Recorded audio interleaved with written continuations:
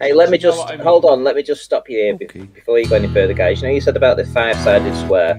Just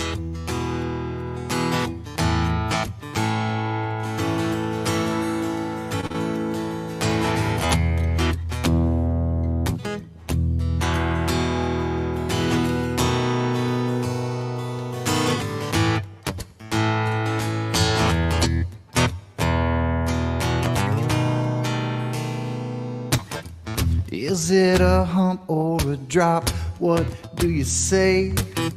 You've got to twist your words in every which way, because the model will always dictate what you do.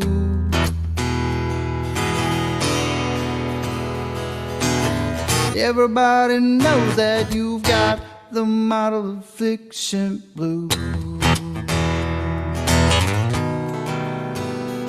Is it a straight line, or does it curve? Some people don't clamp it, but that is absurd. We all know that the model dictates what you do. And everybody knows that you've got the model affliction blues. Model affliction, it's your addiction. Model affliction,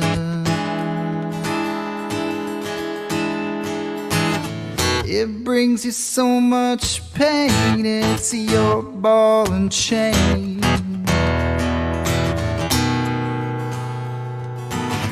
Conflating curvature with elevation change. Just got your local distance just out of range. That old key is gonna dictate everything that you do.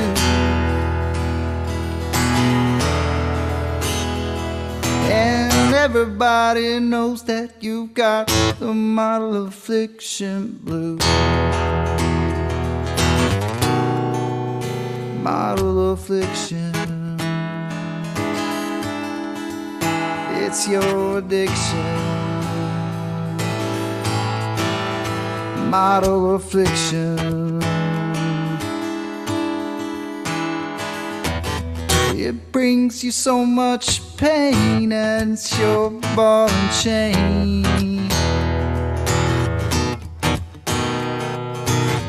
It's your decision defending the model position.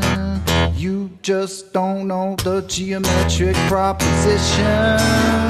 That old ball will always be illogical to you.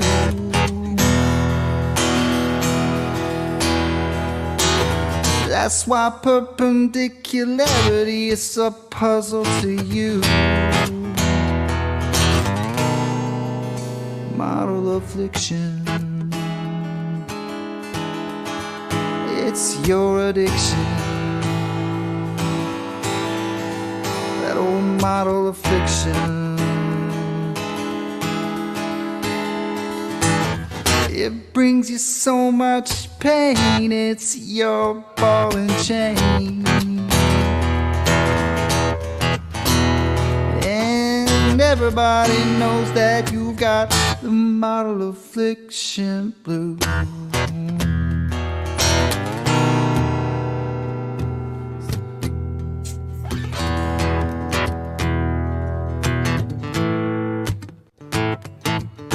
Works really good with this guitar.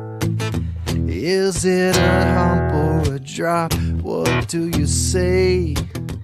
You got to twist your words in every which way. We all know that the model dictates what you do.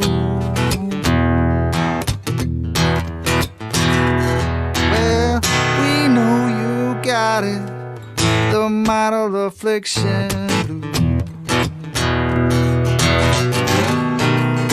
Model affliction, model affliction, model affliction,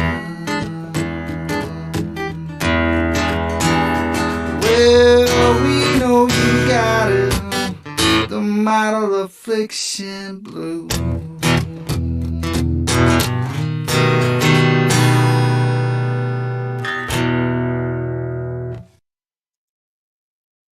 And we are live. Welcome everyone. It is Model Affliction, but I think this is going to be a little bit different. I think it's since we've become debunkers, also we can well, we've turned our proof idea into helping some people out. They've been struggling for a while. I mean, we've always said we're not flat earthers, so let's cut everybody a little bit of slack. We're just coming from reality, making arguments, having fun, and having discussions, getting people to think a bit. So I don't know if anybody was aware, the big debate, we're going to go over it today.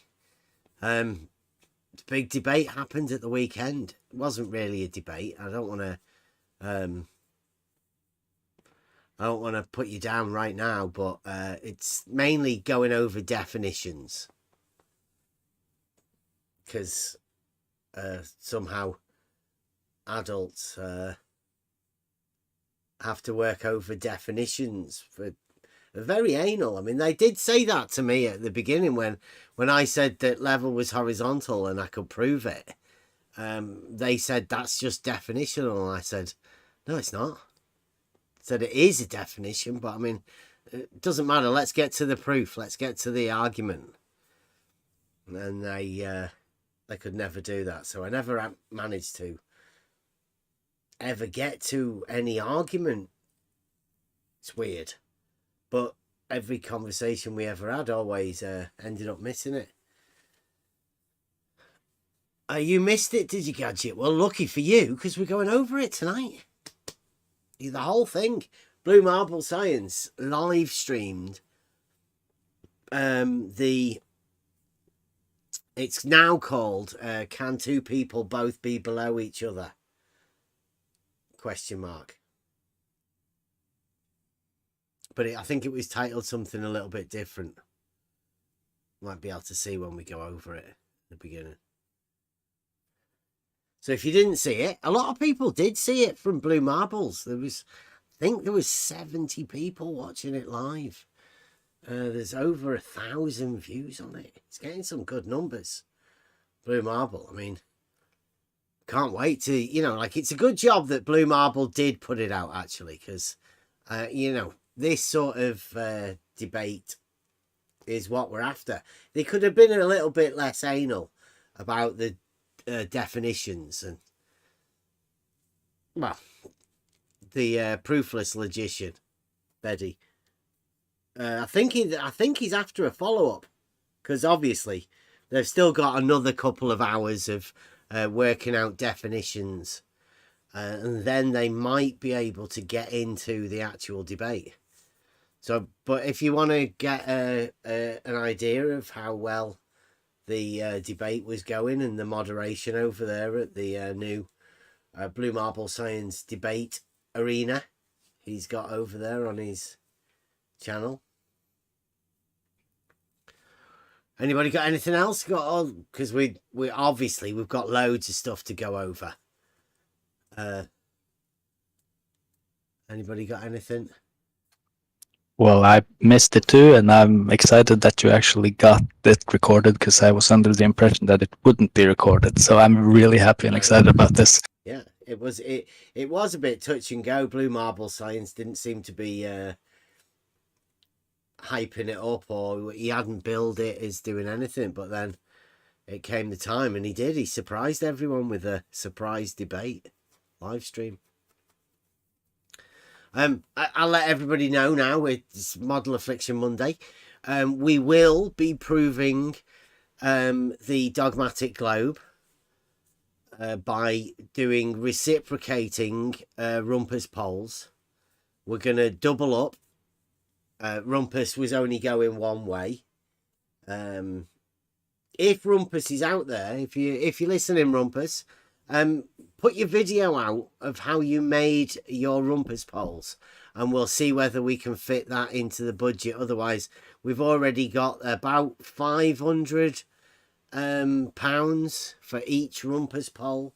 I'm not too sure how well the design of yours took into economics, but when we do this professionally, I think we're going to be doing this professionally. Nobody's ever done it before, so it will be a world's first blue marble science experiment using the well-known surveying, blue marble armchair surveying technique of tool abuse. And we will be filming this, putting a camera on it, if that wasn't bad enough. 6 Mile tool abuse. And we're going to put a camera on it and live stream it directly to Discord, so anybody else can actually see it also. We're hiding nothing. We'll have the whole thing displayed, and we will also be putting Emma in a dinghy, hopefully, fingers crossed, if we can get enough funds, putting Emma in a dinghy and getting laser waving on Bedford Canal. I know Gadget wants to come. Hopefully Gadget can come. I think Nico said he's got a bit of time off. He would like to come. Somebody else said that. Oh, I think Eggshells says he's going to be coming over to the UK.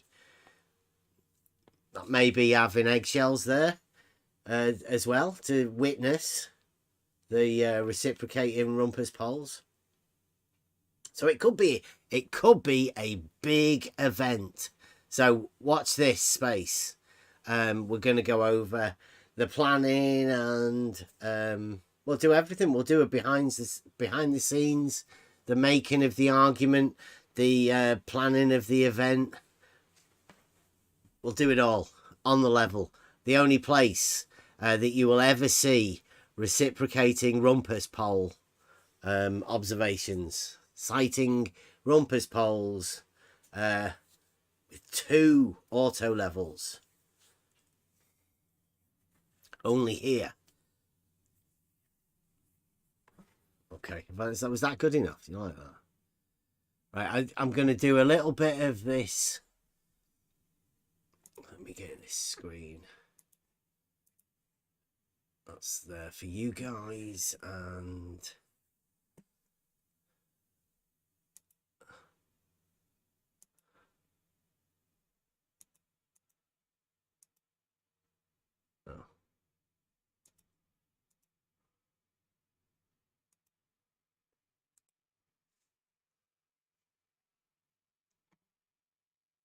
oh, what the? I think he's gone weird. Wait a minute.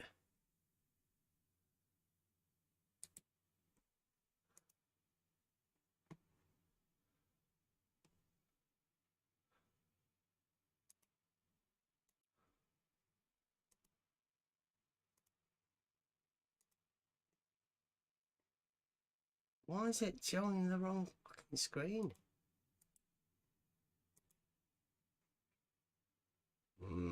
Sorry.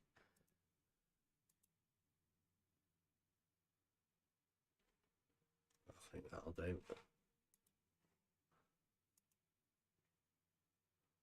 Okay. You guys looking at that as well? Can 2 people both be below each other? It's blue marble science. This is a slight conversation that we have. Blood's thick, I might be listening to this. This is a discussion that they were having after it. I'll just do this little bit and then we'll go back and start it at the beginning. So why didn't Mikey use the picture of them sighting down Bedford level on it with the auto level? Oh, well, we all know Yes. that. That was, why didn't Mikey, I don't know who Mikey is, it's Mike Jones. Why didn't he use the picture of the auto level going down Bedford Canal?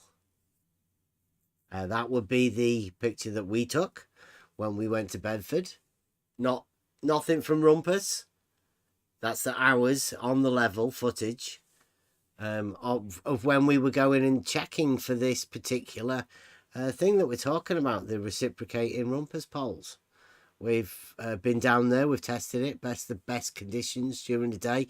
We know that the auto level works. We just need another auto level, and we'll be able to do the reciprocating thing. We've tested everything, fully prepared for it. Listen to this again then. So somebody asks, why didn't he? Remember, Mike's left at the minute. He's not here. They're discussing this after he's left. So why didn't Mikey use the picture of them sighting down Bedford level on it with the auto level? Oh, well, we all know that Yes. answer. He Well, asked rhetorically. I'll tell you Okay. why. I'll tell you exactly why. When you show that picture, then you see how much drop there is. Yeah, they don't like that photo. Nope.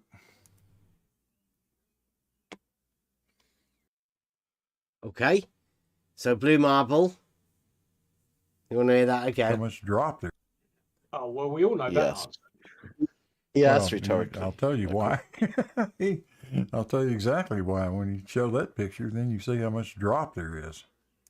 See how much drop there is, says Blue Marble Science. When you see a picture taken through an auto level. Yeah, they don't like that photo. Nope. They don't like that photo. Who doesn't? I've got the video. I like it.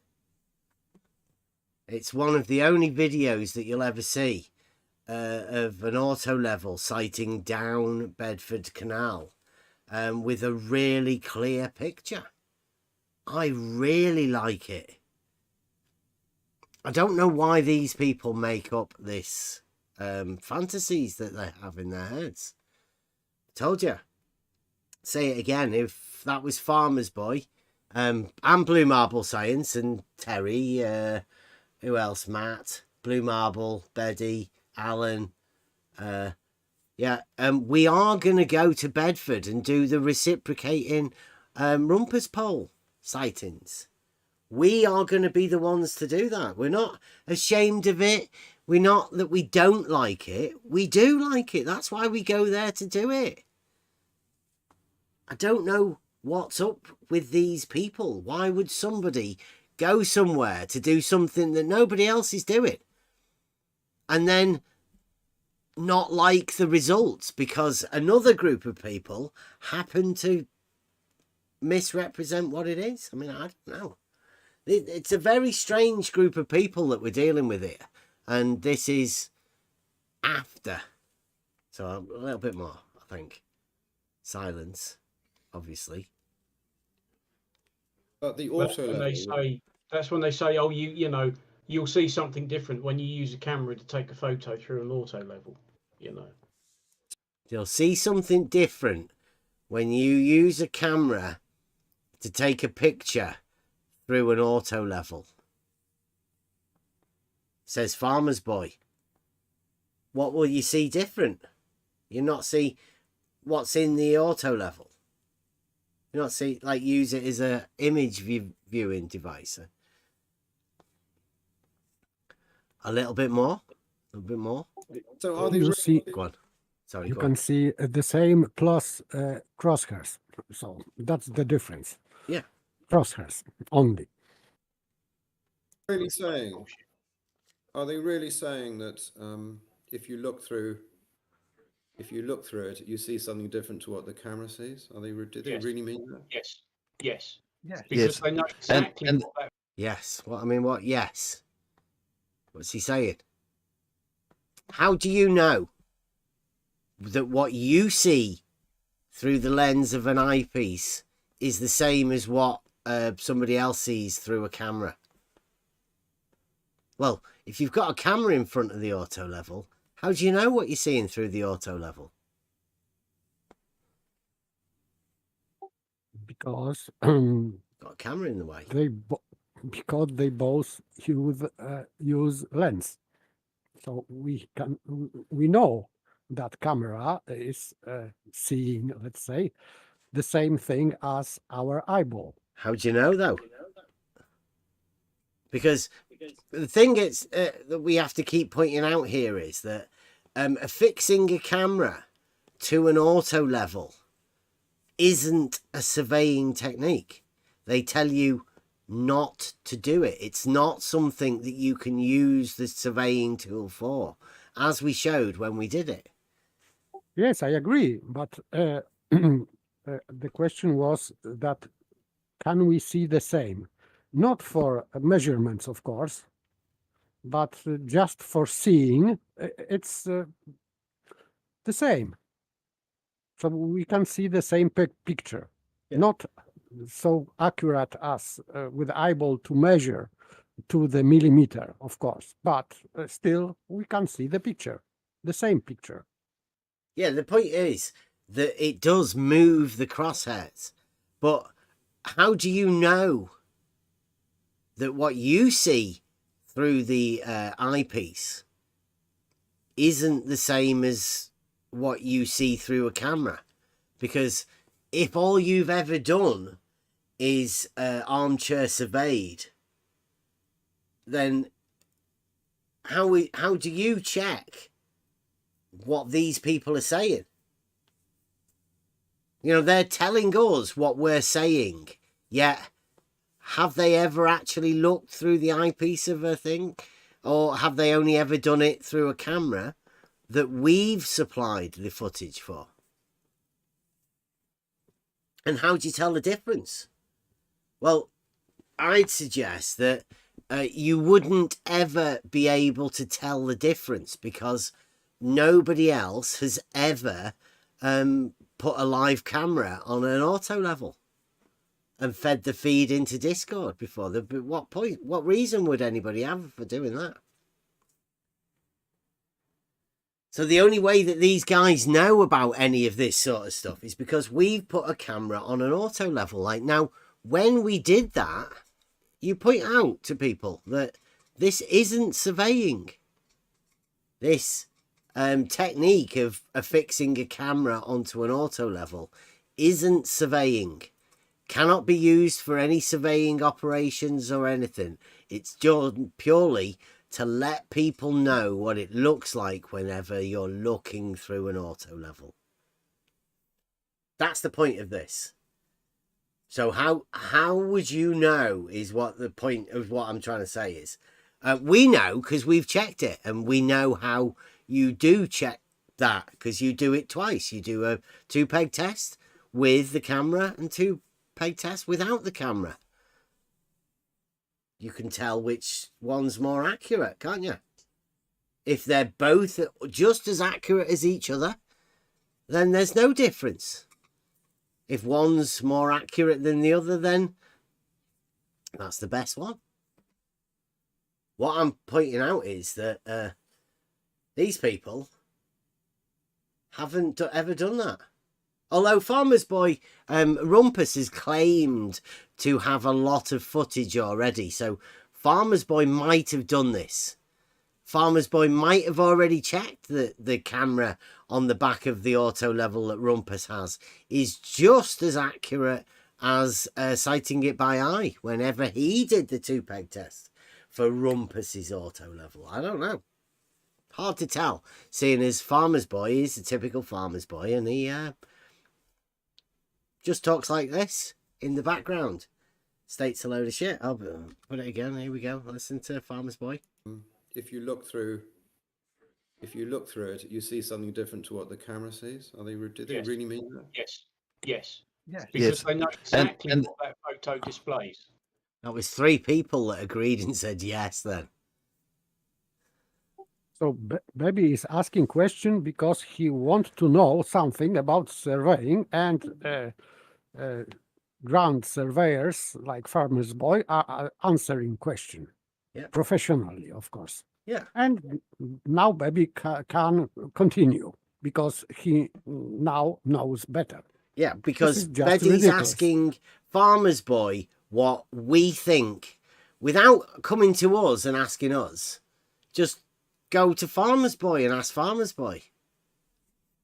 because he's one of the best people who knows what we think about things. Definitely. A little bit more.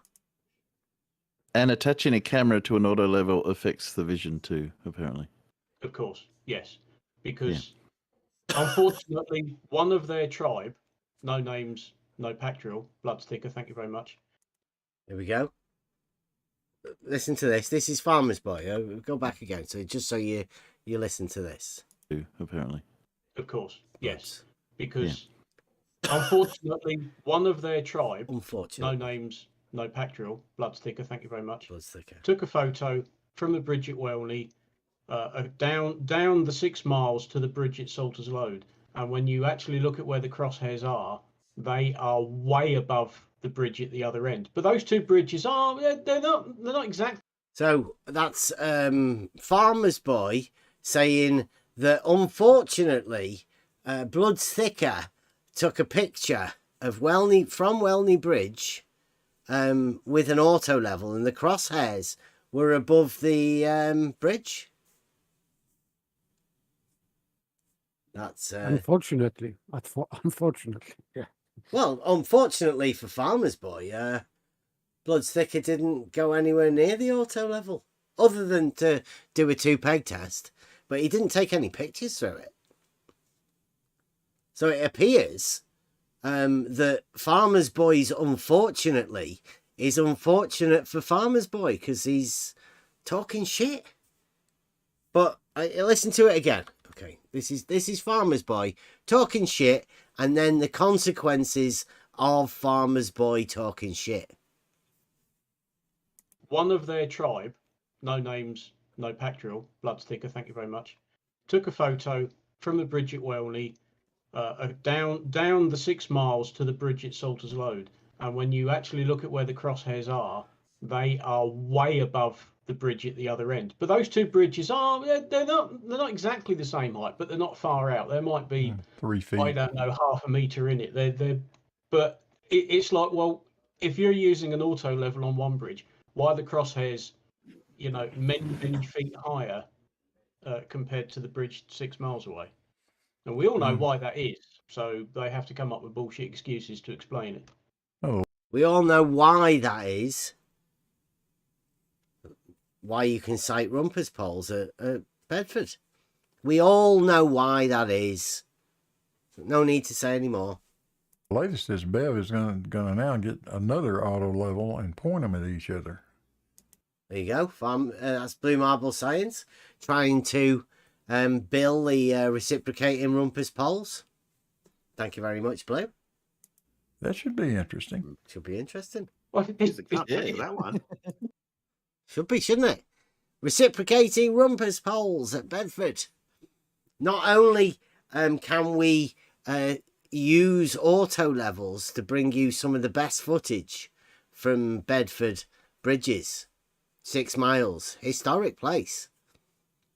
Not only can we do that, we're going to reciprocate it. We're going to have all P1000s, auto levels, 2 of them. We'll do all of that. We've got the rumpus pole dancers. Going to have it all. Not seen anything like this for a while. Thanks very much, Blue. it's just going to do exactly the same thing, isn't it? Yeah, they're both going to be shooting way the hell over the top of the other one. Over the top. Over the top. Exactly. Yep. Yeah, but what I bet you he'll claim that they're the same because they're both the same height above each other when they look through them. How's he going to bet what we're going to claim? We don't do any claims. We just show people what they want to see. And if they want to see reciprocating rumpus poles, because Rumpus isn't doing it himself, well, we'll show them it. That's what we'll do. It's summer. Let's do summer stuff. Testing season. But this year, Blue Marble Science Experimentation. Reciprocating rumpus poles. Well, if they've set them up right, they will be. Because they're obviously looking over the same distance and there's the same amount of drop. And you'll say it's not a problem. They're just 5 meters above each other. Oh, that's what you expect to see on a flat. It's not a problem to do it. If you guys won't let Rumpus do it, and if Rumpus isn't gonna do it, then we'll do it for you. Don't worry about it. Give Send Go. Coming soon. Earth. Yeah. Promo t-shirts.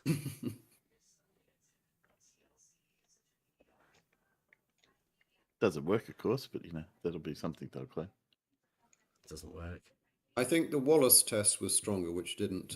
Well, he did both, but the test where you don't have an auto level, which requires extra assumptions, you just have 2 or 3 poles, and you just look along the line of sight. You know, you've guaranteed that they're the same height above the canal, and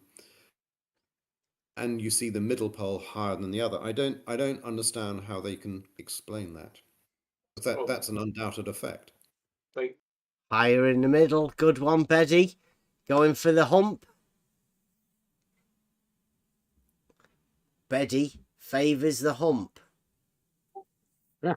Up higher. He did say higher. Did you hear that? The middle bit was higher. Higher than another. Yes. Because this is the debate we're doing is can 2 people both be below each other? And he's saying there that it will be higher. Now, if you reciprocate that, they're both higher.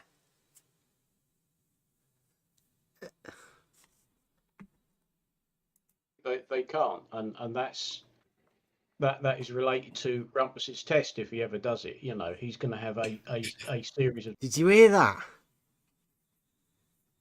If he ever does it, that's Farmer's Boy. His second man. You have to play that again. An undoubted effect. They can't, and that is related to Rumpus's test if he ever does it. You know, if he ever does it, there's a hope from Farmer's Boy. You stick in with him, the Farmer's Boy. Solidarity, brother. He's going to have a series of targets along that six mile length. Well, I thought Rumpus proposed 2 tests. One is the one I've just described, the Wallace one. The other is to have extendable poles, so that Rumpus did the Wallace one, did he? Did Rumpus say he was going to do the Wallace one? I'm not too sure. I don't know whether we missed that. Betty? Rather drop. Rumpus had 2 tests, and he's going to do the drop and the hump. He's going to do both. Maybe. Hey, I don't know. I don't know whether Betty knows anything about this, whether Betty's seen any of his footage. But there he is, a new one for you. New one. They line up to sight, and then you'll see that you'll see that in order to match the auto level and to line up to sight, the end pole, the furthest pole will have to be higher, correct? Yes. Higher. Yes. The infamous Rumpus pole. Higher. The further pole will have to be higher. That's right. Higher. Yeah, the Rumpus pole. I really am regretting taking that bloody photograph now. But they're calling it. They're calling it. Do you want to see that again? Boom. Mm-hmm. Farmer's Boy calls it the Rumpus pole. He did, didn't he? Yeah. Yeah, it is. He does. Will have to be higher, correct? Yes. Yes. The infamous Rumpus pole. I don't know. I'm going to go back and just see that. Somebody says the infamous Rumpus pole. I think it was one of the Terrys. So let's just have a look. Level and to line up to sight, the end pole, the furthest pole will have to be higher, correct? Yes. Yes. The infamous Rumpus pole. Yeah, the Rumpus pole. Who is that? Didn't even see First, it like that. IQ. Was it? Oh, was it cursed? Ah, well done, Paul. You initiated the Rumpus poll. Thank you very much. I really am regretting taking that bloody photograph now. But that particular one is. See, that was the photo that Farmer's Boy took of Rumpus. Just pose for us, Rumpus. Pretend you're on your phone or something. Stand next to your pole.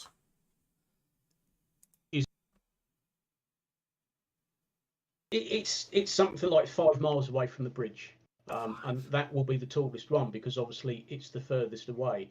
But yes, that is the idea, that you can set up an auto level on Welney Bridge, and you can view all the way down to the other end at Salters Bridge, and on the right hand side there'll be a series of targets, and when they all line up in the auto level, and on a clear day you can easily do that, when they all line up, you'll see that the further away from Welney Bridge you get, the higher the targets are off the Yes. riverbank.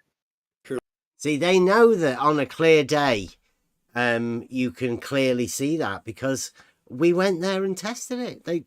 They've seen the footage of what it looks like when professionals go out there, and well, we are amateurs, but I suppose for footage and hours of footage from P1000 cameras at Bedford, I think we probably could call ourselves experts compared to anybody else, unless Rumpus can show us any more of his footage, or if there's anybody out there want to try and come and compete with us. I think Bedford's going to be owned by the On The Level Discord server.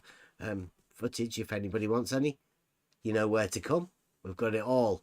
It appears that Farmer's Boy knows through our studies of conditions there at Bedford that there are good times to be able to get clear footage.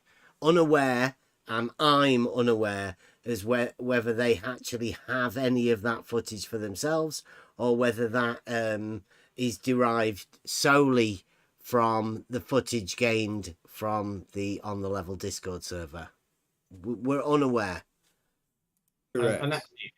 I say that's it. It actually does. It's a hell of a lot of work to get these bloody things there and set up and working. Because you have to extend them. There's the extendable They, bit of it. yes, they are. They're extendable, and in theory they have a built-in tape measure so that you built-in tape measure. I don't want to be missing all of this too much, but this is the Rumpus stuff. You don't often get to hear about these, the Rumpus Rect test, the Rumpus poll. So we may as well let Farmer's Boy, obviously he knows more about it than anybody, we'll just let him carry on letting you all know about it. It's a shame Rumpus can't be here. We think he's done a Jesse Kozlowski, but who knows? He might be around somewhere listening. You never know. You can see exactly how high the target is, and it's all been all the mounting points have been properly surveyed, and the heights have been. All of the mounting points have been properly surveyed. By whom? Perhaps that's some of the stuff that Rumpus has got. You know, the proper surveying footage and all of the surveying details for all of the mounting points of the Rumpus poles along the canal. It'll be a shame if he doesn't actually get round to doing it. There seems to have been quite a lot of work already gone into it. Been measured from the water of the canal, and typical Rumpus, you know, every detail has been thought of and then some. Every detail has been thought of and then some. Except his life's got in the way. He hasn't put any of the videos out yet, so Rumpus is Farmer's Boy is maybe being a little bit favourable for Rumpus here, because Rumpus actually has done fuck all. Nothing. But he is going to put a video out soon. Within a couple of days or something like that, I think, possibly. You never know. So he's planned, well, he's a project manager. Should I say that? Yeah. He likes project. I mean, it's his idea. He's doing most of the work. It's his idea. It's Rumpus. Farmer's Boy just handed it off to Rumpus then. Nothing to do with me. It's Rumpus's idea. He's doing most of the work. Yeah. They're all sort of crowing that nothing's happened yet, aren't they? Well, yeah, I mean, we were getting... I wouldn't say we're crowing. We're just pointing out facts. And it is definitely a fact that Rumpus has done fuck all, apart from putting that Rumpus poll up once that we saw when he ran away. Him and Farmer's Boy ran away. By the time we were getting close, it was getting towards the end of the year, and it was just the wrong time of year, the wrong weather. This is not something you want to do in the middle of winter. Sorry, which? Don't do it in the middle of the winter. It was summer. Could have done it late summer. That's not the middle of winter. Probably better conditions late summer, I would say. Which year are we talking about? We were out there. Betty's laughing about which year Rumpus was doing it. Which year? Last year. No, it weren't last year. No, it wasn't last year. The year before, might even have been the year before that. I can't remember now. But it might have been the year before that or the year before that. I can't even remember. That's how much interest Rumpus has with this thing. Since then, we've been there twice. Who's doing what? We're going to be doing the reciprocating Rumpus poll. Rumpus has had too long. We spent a year leaving it for him last year just to give him a bit of encouragement. And he didn't do anything, did nothing. So here we are. We're going to do it. Screw you, Rumpus. I think it was 3 years ago. 3 years and ago. then Rumpus had got problems with his back and he couldn't do it. And then COVID hit. And of course that just fucked everything up, you know. So yeah. I don't know. I don't know what's going on and when it's liable to happen or anything. There's a lot of work involved. Next time you talk to him, Farmer. There's a lot of work involved, says Farmer's Boy. Well, you watch the people who know how to do things, i.e. us on the level team. You want to come in? We've already got ideas. We're going to be planning it. It'll take us about a week to plan it. And then we'll be setting it up and going. Game on, Rumpus. Get going. I'm going to ask him to bring a Zamboni. So we can plane the canal flat. Yeah. Yeah. Okay, that's it. That's enough of that. This is the debate. Obviously, that was the sort of thing that they were meant to be doing. It was the simultaneous below. I'll just let them go here. This is Blue Marble Science. This is Saturday morning, early Saturday morning. Most people wouldn't have been aware of it. So about, I don't know, 5 a.m. American time when Mike was up walking his dog. Here we go. Blue Marble. Don't have permission to speak in this channel. And it's showtime. It's showtime. We are live. It's not. I don't know whether he's got it. So if anybody's watching YouTube, let me know if we've successfully gone live. I think so. Yep, that's live, Blue. Oh, I'm sure we did. I just heard my telephone go off. Yep. So good morning, everybody. Welcome to Blue Marble Science. And we're going to have a debate between Bibby and Mike Jones this morning. Good morning, guys. Morning.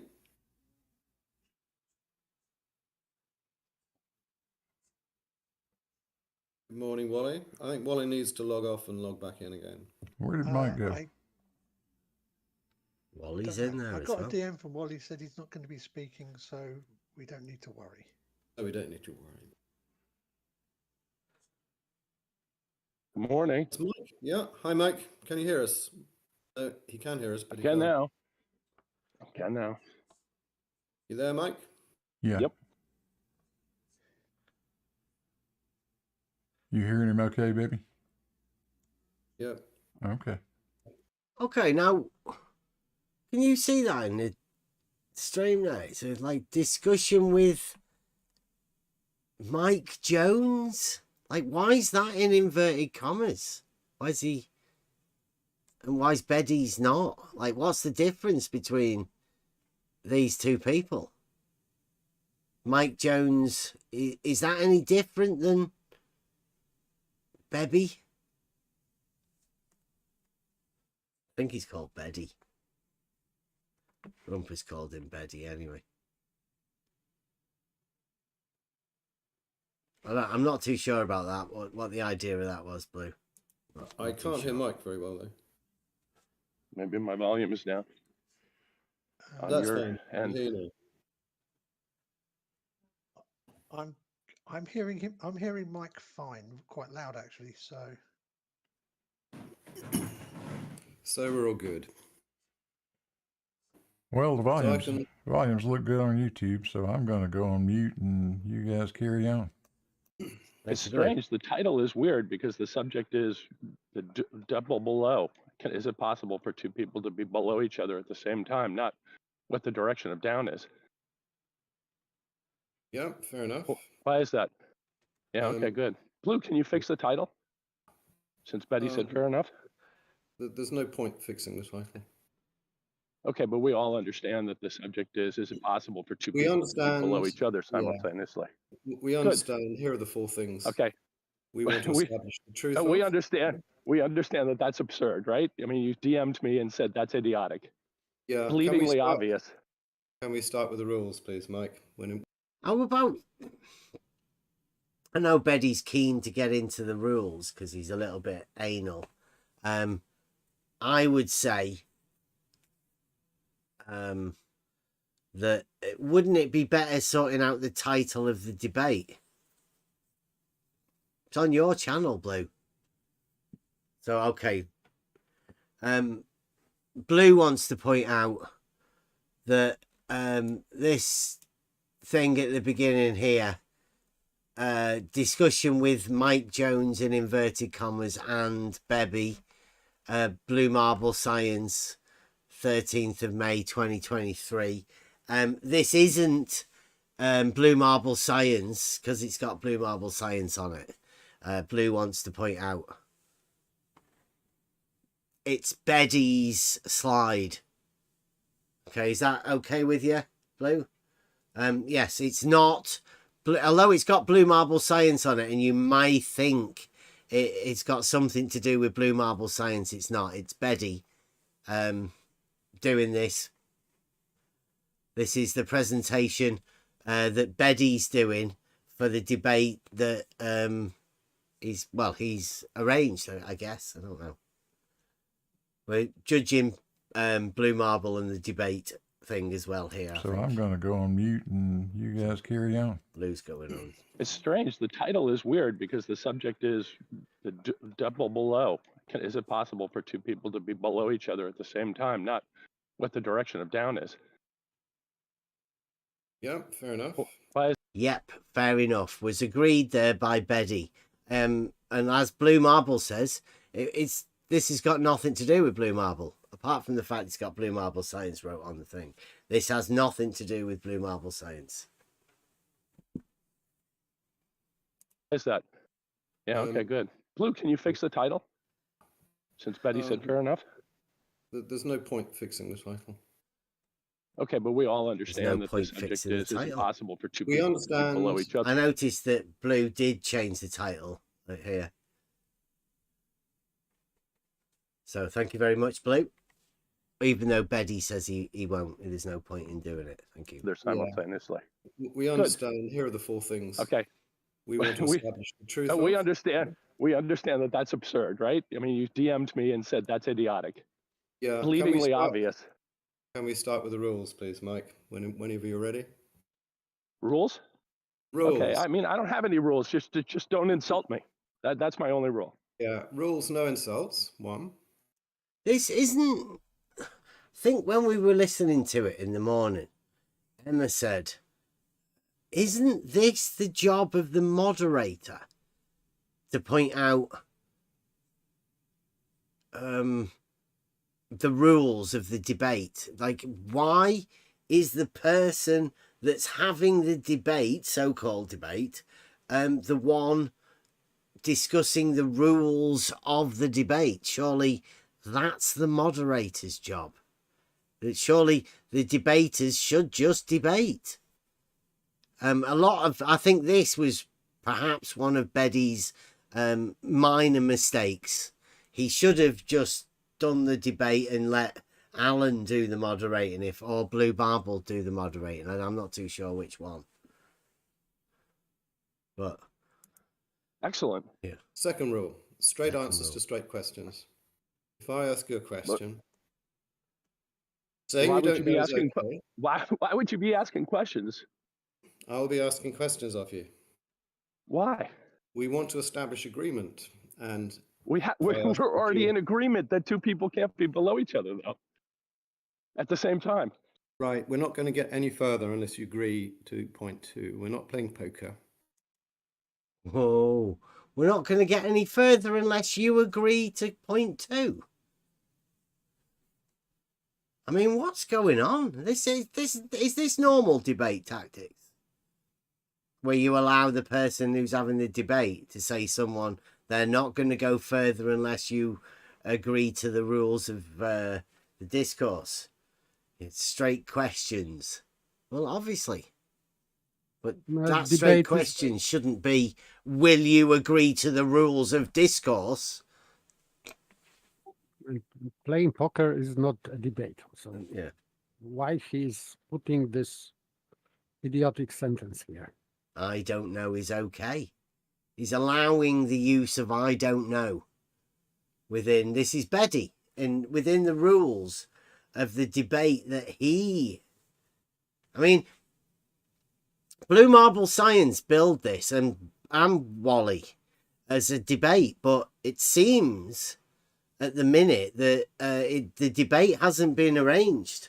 It seems to me that the conditions for this debate are highly sought after by Beddy.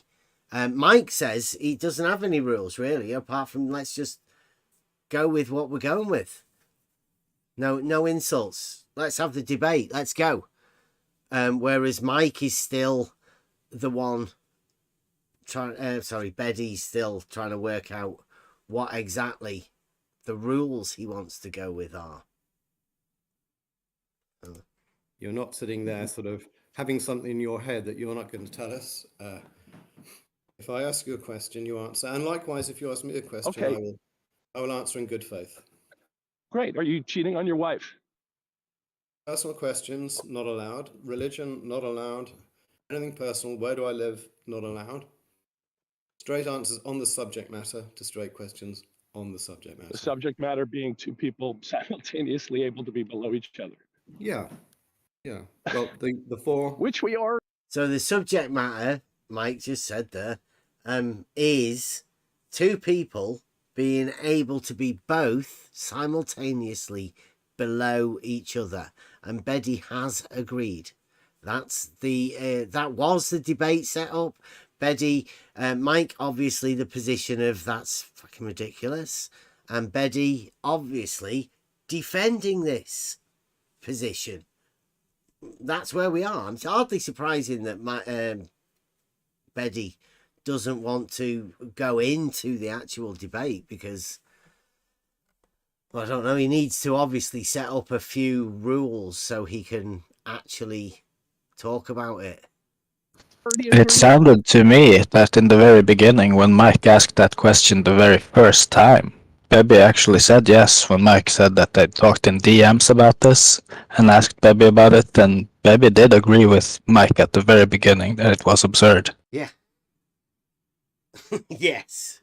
So that's why I think that why we're going into these definitional things, because there's some sort of sophisticated way that Beddy's derived some sort of a way that he can involve himself in this discussion. But well, there's a lot of definitional talk at the minute. Well, I say it at the minute for about 50 minutes actually. The 4 points, no, we haven't agreed on, well, let's see. We agree definitions at the beginning. All of this disagreement is about what words mean. Definitions establish what a word means, right? No. This isn't just about what words mean, I guarantee you. There you go. Mike picked that up very well. Most of this discussion is about what words mean. No, I'm not too sure. Nobody goes into a debate about definitions, unless that's why Beddy's doing this. He thinks this is part of the actual debate. I don't know. Well, we start with what words mean, and then we decide, based on those definitions, whether we agree on those propositions. Okay with that? All right, but we've already agreed on below because we both know it's impossible. Yeah, Mike, you're jumping ahead. Just on the rules. Are you happy with agreeing definitions? Mike, you're jumping ahead. You're trying to get into the actual debate. No, we're not ready for that yet, says Beddy. Another round of agreeing on definitions. Well, in fact, this is just rules of discourse. Don't think he's got into the definitions yet. I can't believe that this is as structured as it is. Yeah, that's how we do it. This is very serious. Yeah. Two people below each other simultaneously. We need to. Should we do this in the Cambridge Society? Mike, you're talking about you're jumping ahead. Are we happy? Are you happy? Straight answers to straight questions. Are you happy? Don't interrupt, please. Fifth rule: no interruption. Are you happy? We agree definitions before we do anything. See, that annoys me. That like we're meant to be having a debate. My feelings about anything don't really come into it. Let's debate. You know, it's very difficult to say what my feelings are right now. I mean, that's a subjective thing. You stated some rules. Do I agree with your rules? I mean, we've already got an issue with the topic. Blue said, what's the direction of down when it is, is it possible for two people to be physically below each other at the same time? And just for the record, I'm currently hiking with my dog. Blue, what are you talking about? Beddy did a great job of setting out fair guidelines for the discussion. Well, yeah, he did there. I mean, like, shouldn't that have been Alan's job, though? But, I mean, forget about that, right? Beddy did a great job of setting out the rules. As usual, OTL people don't want any rules or definitions, as expected. Who says that? Why? As usual. As usual, Blue Marble Science misrepresents. So, citation, please. Yeah. Where? We did that. Because this is just bold accusation that we don't obey. We don't want or rules follow or the definitions. rules of discussion. Yeah. It's like, yeah, we do have definitions. Everybody has definitions, Blue. And rules too. And we don't change them. For example, if we have a straight line defined, we don't change, as Rumpus does. Curving straight line for the model. We don't do that. We don't change definition of straight line, for example. Yeah, and we definitely don't misrepresent people, Blue. You get to see what's going on. Everybody can hear what Beddy's doing. There's no need to misrepresent anybody. You get to see what's going on. Like when we take the camera, we put it on the auto level, you get to see it. There's no misrepresentation needed. Only we'll leave that in your hands, your capable hands, Blue. Misunderstanding and misrepresentation. Just let everybody know. That's what Blue Marble Science is doing in the chat. So if I sound out of breath, it's because none of you know what exercise is. Point 3, are you happy? I mean, do you agree definitions at the beginning? Yes or no? Well, straight question. Below, we're gonna Do you agree to agree definitions at the beginning? Okay. Given definitions, or because part of course, of debate is agreement on definitions, but it can be done in process of debating to make agreement on definitions, because sometimes people can have different definitions, and to gain common ground, it has to be agreement to be made for definition, because if something is not right with definitions and both sides cannot come to agreement, I would say that discussion would end there. Should do, shouldn't it? Yeah, of course. I mean, if somebody thinks a straight line, you know, is what everybody else imagines a straight line, and then somebody else imagines it's a circle that returns back on itself as a different straight line, then that would be a problem, obviously, that need to be decided. I was quiet and we're driving, so excuse any noise, but I had to comment on this. What I just heard Betty say is, would you agree to the definitions that will allow me to claim victory? If yes, then good, we're excellent. Yeah. If not, then no. If you don't agree to the definitions that will allow me to claim victory with that ridiculous, can two people be physically below one another, then no, we have a problem. That's exactly what he did. Brilliant. Well, we've not even got into the definitions yet. He's getting Mike to agree on definitions before even knowing what Betty's definitions are. Very clever. We've not even got into it yet. You didn't hear this either, did you? No, I did. I have not. But wow, I'm very much looking forward to this. If this is even before the debate, then holy shit. yeah. This is the before the definition whole thing, I think. Define below. Are you happy, i.e., do you agree to settle upon definitions of the key terms at the outset, Mike? I've asked. Look, like Mike's just asked him, what's his definition of below? And now Betty's gone straight back into, do you agree to agree on definitions? And Mike's saying, well, what's your definition? But do you agree to agree on them? It's crazy. Asked you I mean, if we're going to go, you mean dictionary definitions? No, we're just going to open the dictionary and look for a definition for below. Can you see the 4 rules on your phone? No, I have my phone in my pocket. I'm walking. Oh, you're walking. Okay. Well, the third bullet point says the rules are. In the background. The third rule is we agree definitions. And well, we have to know what the definition. We have to know what the definitions are before we agree on them. We agree on what the meaning. No interrupting was a rule too, by the way. Yeah, right, gentlemen. When we define definitions, they do not have to be from the dictionary. We just have to agree on what they mean for this conversation. Okay. That's Alan, the moderator, who's coming in to say that when we agree on definitions, they don't have to be from the dictionary. We just make up definitions now.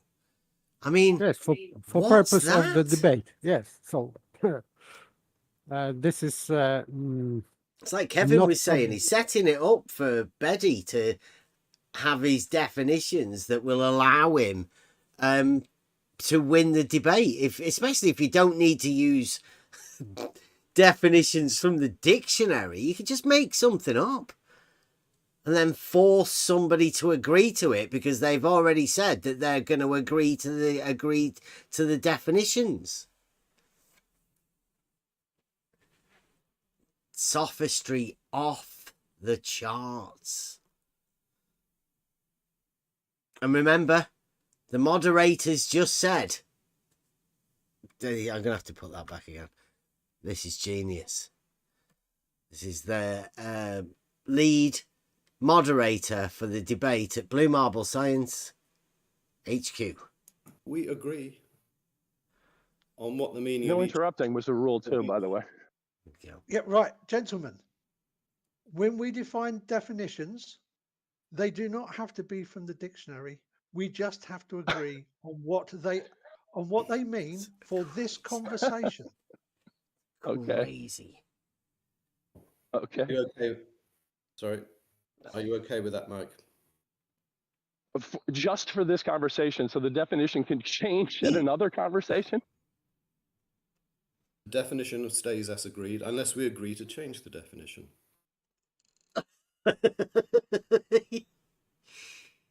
By the way, that kind of rules should be delivered to Mike Jones just like 2 weeks ago, not now when debate starts. This is just not honest. Yeah. Well, Completely Beddy's not already honest. said that when he was here, he said, I was just temporarily agreeing. So that's the sophistry that we've got to come here from Beddy, the guy that said when he was over here, he was only temporarily agreeing. So there's a time scale on agreements with Beddy. Mike should have used that one. Thank you very much, Mike. $2 says change the definition of below to be the same height as.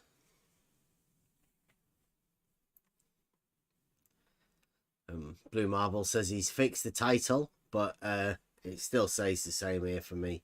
Blue. You're joking. Well, hopefully we won't. In my discipline, and also in mathematics and science disciplines, you settle on the definitions at the beginning of any article or paper. You say, I will mean this by this. Very simple thing to do. I don't see why you're struggling. No, it's just hilarious because it's a discussion sure it's about the word hilarious. below. About the word below. You're discussing your discipline, and we're going to have a discussion about the word below. Like, seriously. Yes. Yep. That's right. Okay. Mike, we end here. If you can't agree on definitions, then we stop here. Wow, that's forceful, isn't it? If you can't agree on definitions, we end it here. Well, you'll see how much further we progress, but I would have suggested that was probably a good idea. Go on. I'm going to, if I agree with the definition, I'll agree with the definition. I'm not going to agree to a definition you haven't stated. No, because we haven't got round to stating it yet. We're 5 minutes in, aren't we? Great. So let's hold the agreement on definitions part until we actually have some. We agree. That's fair enough. Obviously, if you don't know what the definitions are, it wouldn't be a very good idea to agree on them until you actually know what they are, and only then can you agree. Now that we will settle on what the definition is, and then we agree it. Well, settling on it is a question as well, isn't it? I think you're agreed, yeah? I think you're agreed on that point. Proceed, Betty. Yeah, okay. To establish, first proposition, whether it is possible for A to be below B and B to be below A at the same time, this hangs upon the definition of below. And by A and B, we mean two people. We were discussing people. Yeah, we're discussing people. Good. So Great. definition 1. Definition 1. A is below B. That's not a definition, is it?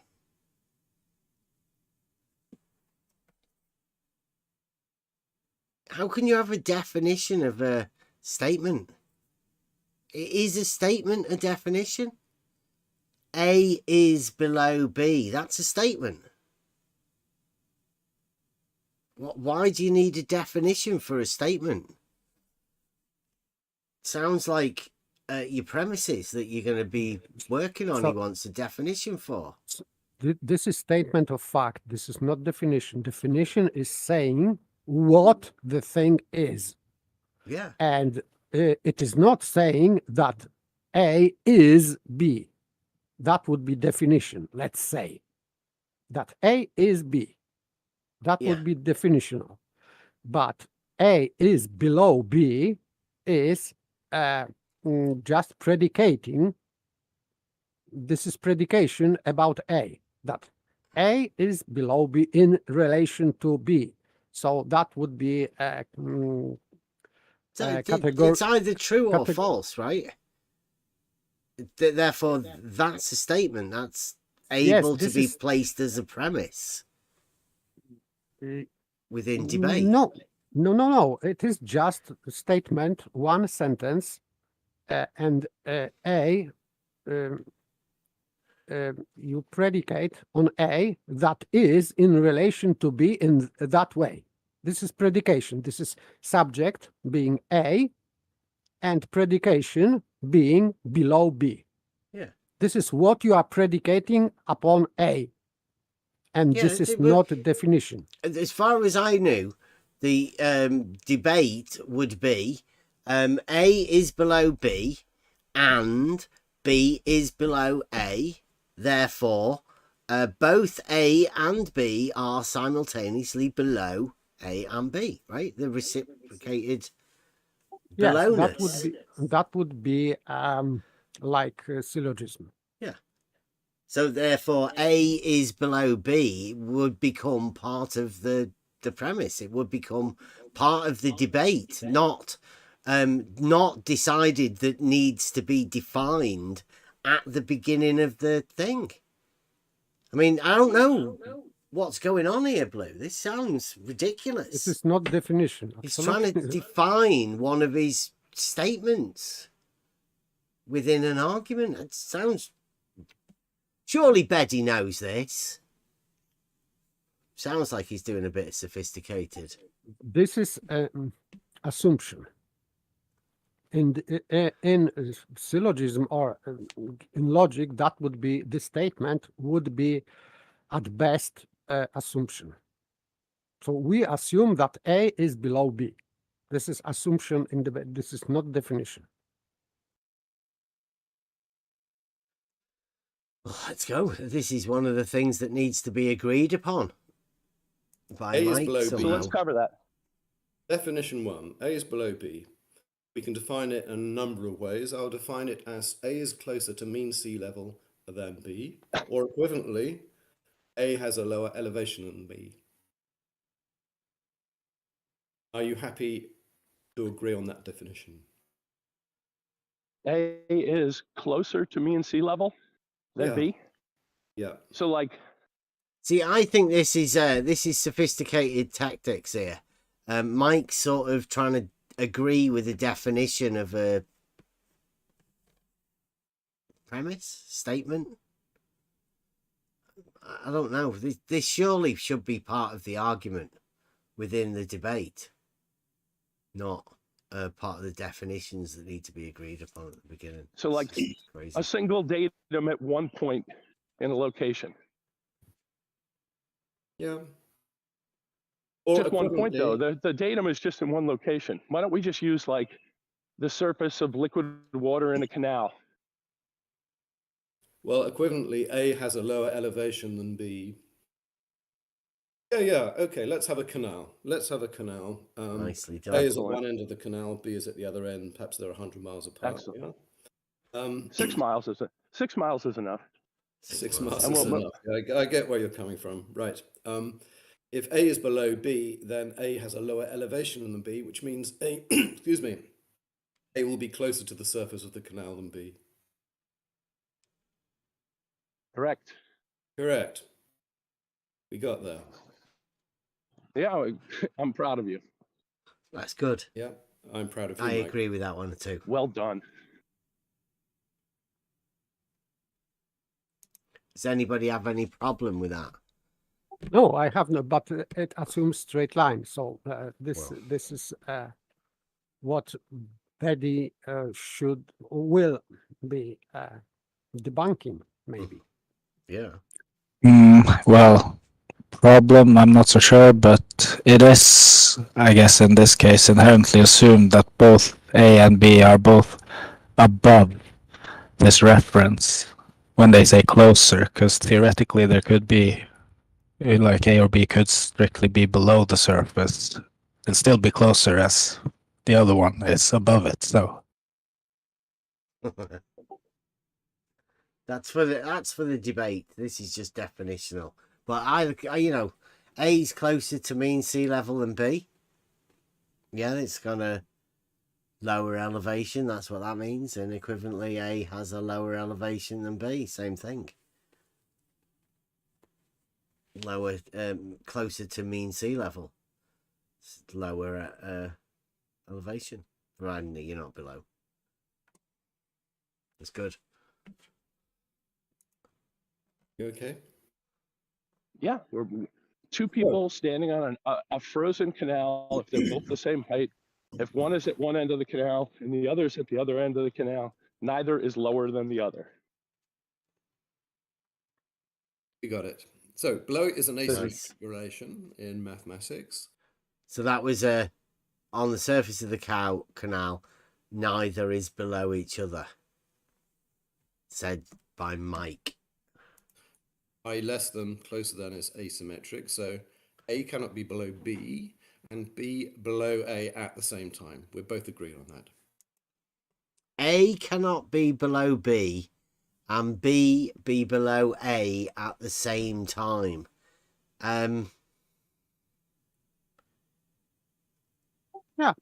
That's the debate, though. Yes, so this is statement that Betty is going to... He's conceding to the fact that Mike's right, that A cannot be below B and B be below A at the same time. Yes, so he's this is a refutation of Betty's position. Yeah. And now he will be arguing that this last statement can be disproved, I think. Yeah, well, he's put it in the definitions. I mean, I don't know why that's a definition. Again, it's not really a definition. No. It's just a statement of fact, that. He numbered this one. Yeah. Series of statements of, let's say, strange sentences, and this is definition. This is not definition. Well, I mean, this is blue marble logicians. Yeah, so I was going to say that as logician, he should look at dictionary what definition is, really. Yeah. I mean, I don't know what's going on here, Blue, but isn't that... I'm not too sure what's going on, like whether it's a nice little trick that Betty's done. That, you've agreed to it. You've agreed in definition 1 that this is Betty's got no chance of winning the debate. He'd have to go against his own definitions to stand out. Does Betty understand what he was meant to be doing? He was meant to be, this paradox is what he was defending. Strange. Blue. Very strange. We agree. See, we agree. That's how quickly that was done. Mike says we agree. It's been forget about Betty even mentioning that before. Pretend he never said it. Proposition 2.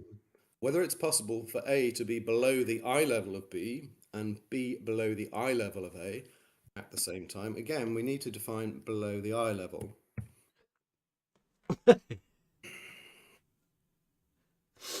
Right. You sure do. B is below A's eye level. I say it means B lies below a horizontal established at A's eye. See, now, are these definitions of terms, or definitions of statements. No, this is not definition. Again, has nothing to do with definition. No. So Bad is word not, uses. So what should be placed there? And should it be in a bit at the beginning, or should this be part of the debate? this definition number 2 is deceiving because it is not definition. There are series of statements that have conclusion at the end. Some conclusion or inferring. So this, what is defined, what is said that this is definition, it is some kind of inferring here. Yeah, and this is not definition.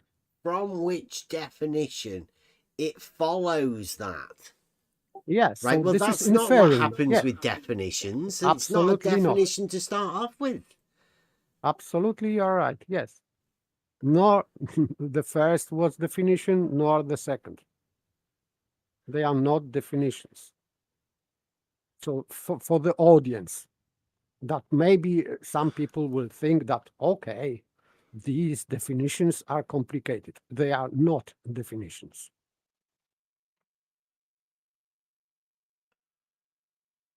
Blue. Blue Marble Science says, nice straw man, Bev. Betty never claimed A and B can both be below each other simultaneously. That's your misrepresentation of his position. What's the debate? At the same time, wait a second. That's not true. At the same time, and it is the topic of debate. And that's what it says here. A cannot be below B and B below A at the same time. So Blue is saying, nice straw man, Bev. Betty never claimed A and B can both be below each other simultaneously. But this is in his description, first description, whether A can be at, this is on the, let's say, another screen, when he was showing another screen. I'm pretty sure that was the debate, Blue. The simultaneously below. Yes, absolutely. A is below B as B is below A. Simultaneously, Blue. That's the debate. That's what Betty was meant to be defending. This thing here, A cannot be below B and B be below A at the same time, is a refutation of his own position in this debate. What's Mike doing? Mike says, that's ridiculous. That's why we're here, Blue. I don't understand what's going on, Blue. Seems like you don't know what the fuck was going on. What did you agree to? Yes, maybe Baby just explained with his sophistry, maybe, or whatever, to Blue, and Blue thinks that debate was about something else, because just Baby deluded him. Yeah, I think Blue's lost here. But isn't the rumpus? I don't want to give you any ideas. I'll carry on with this. But Blue, don't try and misrepresent me to say it's a straw man. How's it a straw man? That's literally what Betty went into the debate about.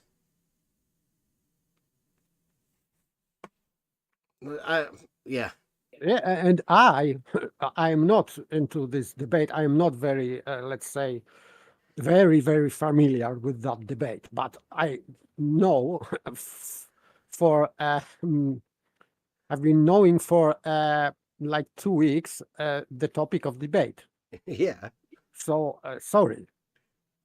So it means that I am better informed than Blue. Yeah, and it's on his server. I mean, even after the debate, Blue, you've talked about it, and now you're trying to say we are straw manning. I mean, that's a really bad straw man, Blue. You have just made a straw man. For Betty. Well done. Nice job. Right, and now we're going to the what it looks like. And you believe that horizontal extends infinitely. Yeah, we can extend. Euclid says we can extend a straight line as far as we like. Yeah. Great. And the drop from that horizontal, you would say, is an elevation change. I didn't say that. Oh. The drop from the horizontal isn't an elevation change? We're saying B is below A's eye level, means B lies below a horizontal established at A's eye. So we start with A's eye. No, it's sophistry, isn't it? No. He lost.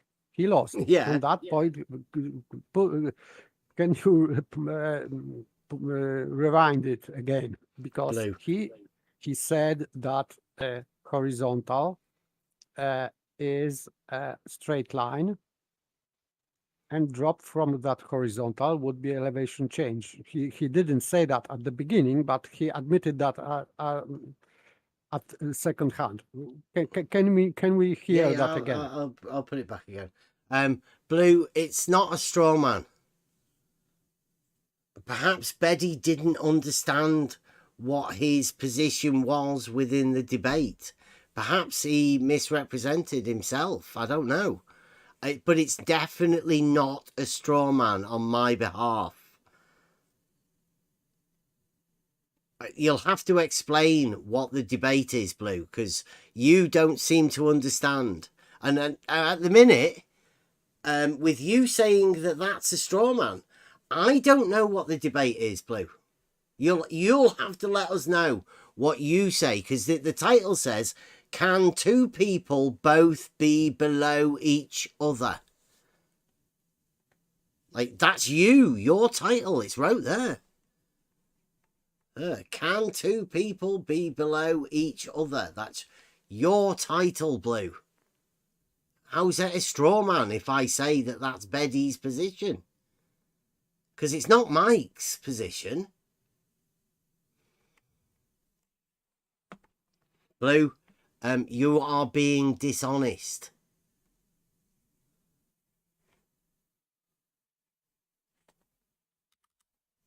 Here we go. I didn't say that. The drop from the horizontal isn't an elevation change?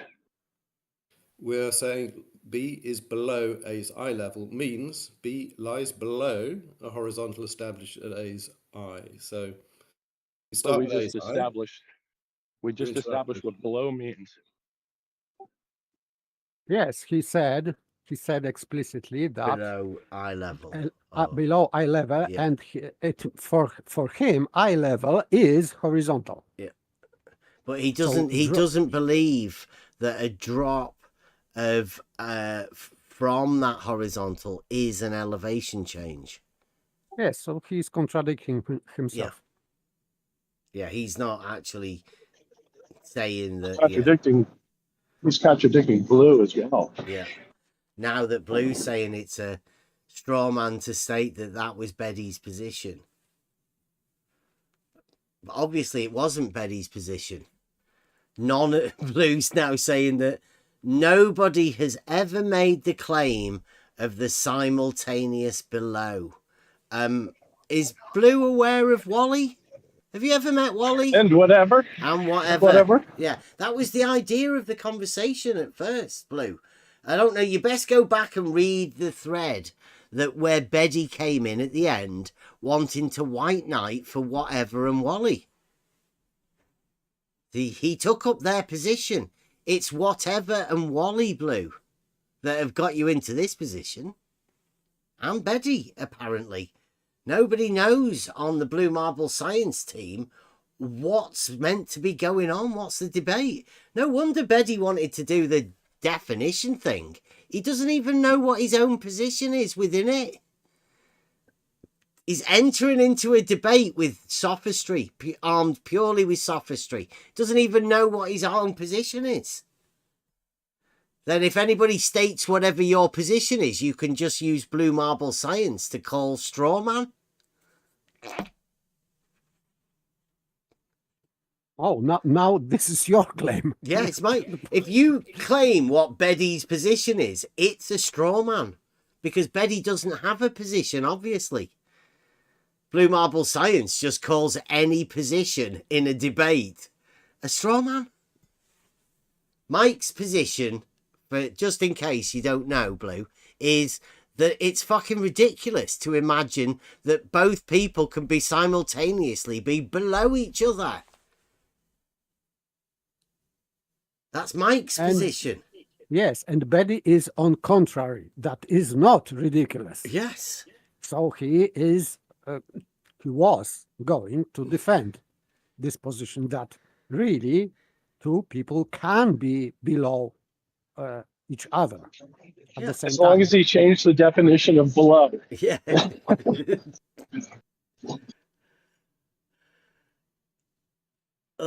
Blue says, you best pull your head out of your backside, Bev. Nobody claims two elevations can simultaneously both be below each other. I'm not so sure you're aware, Blue. This is Betty's position. This is what he was going to defend. Yes. So you, Blue, disagree with Baby. Correct. Okay. But this is not Baby's position. Interesting, Blue. Interesting. It appears that you aren't even aware of your own model. If you're struggling, wait till we go and prove it for you. Below meaning a different elevation. Yeah. We just established that. Yeah, correct. Yeah, so the drop from horizontal down to the surface of water would be an elevation change. The drop from the horizontal line established at A's eye, yeah. Yeah, an elevation change. And you can't have both elevation changes. Mike, Victor, yet again, that's like Mike has refuted Betty's position 3 or 4 times now and got Betty to agree with him. I'm not too sure what Betty's position is meant to be other than sophistry. Obviously, just sophistry, pure sophistry. Yes, so Betty agreed that you cannot have drop and rise. And Blue too. In the same direction. Yes, so the debate is over. Yeah. You best get somebody else in, Blue. You best get whatever or Wally, because I don't know. They best explain themselves anyway, because they seem to have got you and Betty into a ridiculous position. B will be and that horizontal extends straight over to B. That would be a horizontal line extending from A to B. Well, you're assuming that the horizontal established at A's eye. Let's assume A and B are at the same physically elevation. At the same horizontal. Yeah. Let's assume that A and B are at the same elevation. Yes. They're 6 miles. Well, we just from each other. we just said they were. They're both standing on ice in a 6-mile canal. Well, you keep interrupting me, Jimmy. Why do you do that? Why do you keep interrupting me? You interrupted me. I was speaking. Okay, I'll note it for the next time. Can I finish them? Oh. Can I finish? I don't want to interrupt you, Betty. Okay. Well, you can say yes. I asked you a question. Can I finish? You can do whatever. Oh. No, this is interrogation mode. Semantics again. Like, you know, this is a moderator's job, and the moderator should have been stepping in, Blue. This is so bad. Whatever you like, Betty. It's your forum. The discussion about two people being below each other at the same time. Let's start again. Let's assume A. Did you hear Mike then? The discussion the about same time. two people being below each other at the same time. Clearly stated by Mike. Betty heard it. Blue, I'm pretty sure you heard it. I'm pretty sure Alan heard it. Alan knows what the debate is. He's the moderator. A and B are people, and they're at the same elevation. They're on the surface or close to the surface of the 6 mile long canal. Is that okay? It's a frozen canal. They're actually standing on it. Yep. Then I say B is below I's level means a B lies below a horizontal established at A's eye. That's all. We're just defining. How do you plan to... You interrupted. You interrupted. B is below a horizontal at A's eye.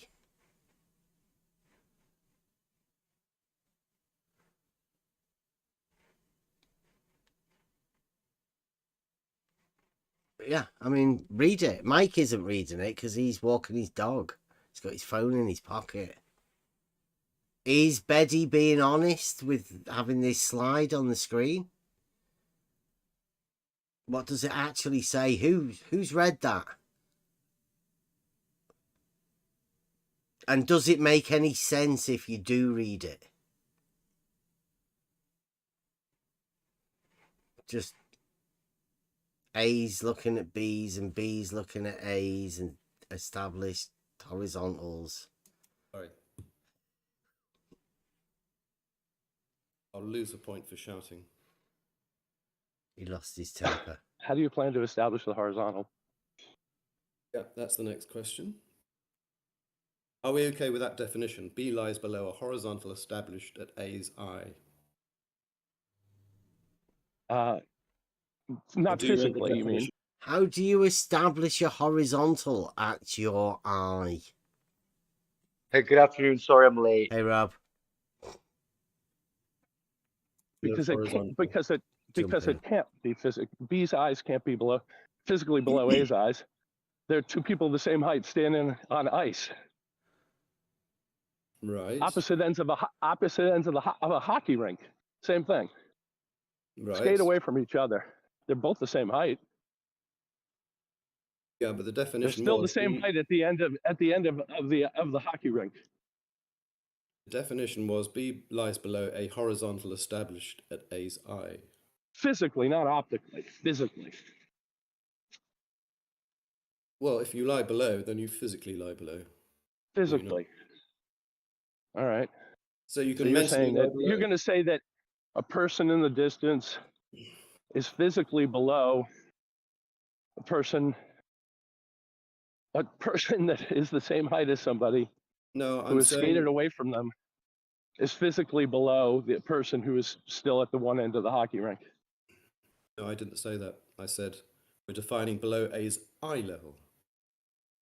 And A's eye level is a horizontal that you're going to try to make it what? How you gonna transfer that horizontal along that water? Well, you just project the line. How do you project it? What are you going to use to project it? Oh, right. Okay. So the question is, interesting question. How do you project a line? Well, physically, because we're looking for a physical drop. We're dealing with definitions here, and he's saying interesting question for definitions about below. Yes, so I can see that. I think that I can see the trick, because in this second sentence, from which definition it follows that if B is looking down at A, then B is looking at A's direction. That would be looking, not being. So debate is about two people being below each other, not about what they see.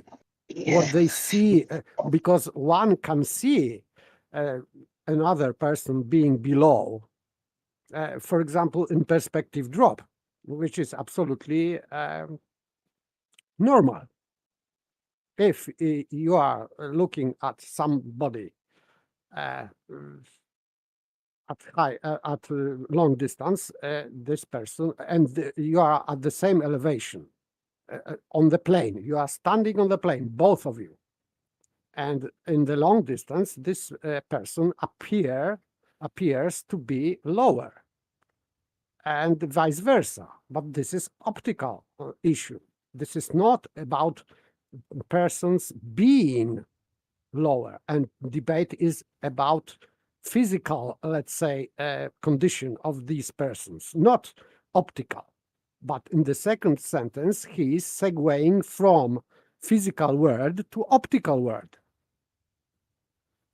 That's not right. This is, I would say that this is sophistry here. Yeah. Pure sophistry.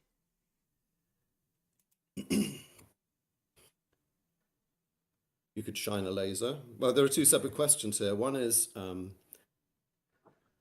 what you mean by projecting a line. You can imagine a line. You can mathematically establish a line. Imagining a line going from one end of a hockey rink to another is just, you might as well just take the boards around the hockey rink and say, okay, this is the same line going around the boards. You know where it is. You know the height of whatever you're looking at the other end. I see. So you're saying if we have a 3-foot pole at B's end and a 3-foot pole at A's No, just end, you could literally make a wall. You could make a, do a hockey rink. The walls at the hockey rink are all the same height all the way around. they will be the same height. They will be same they will be the same distance. They will be the same height over the hockey rink or the canal. Let's do the canal. Well, it's easier to think about with a hockey rink because you know it's completely smooth.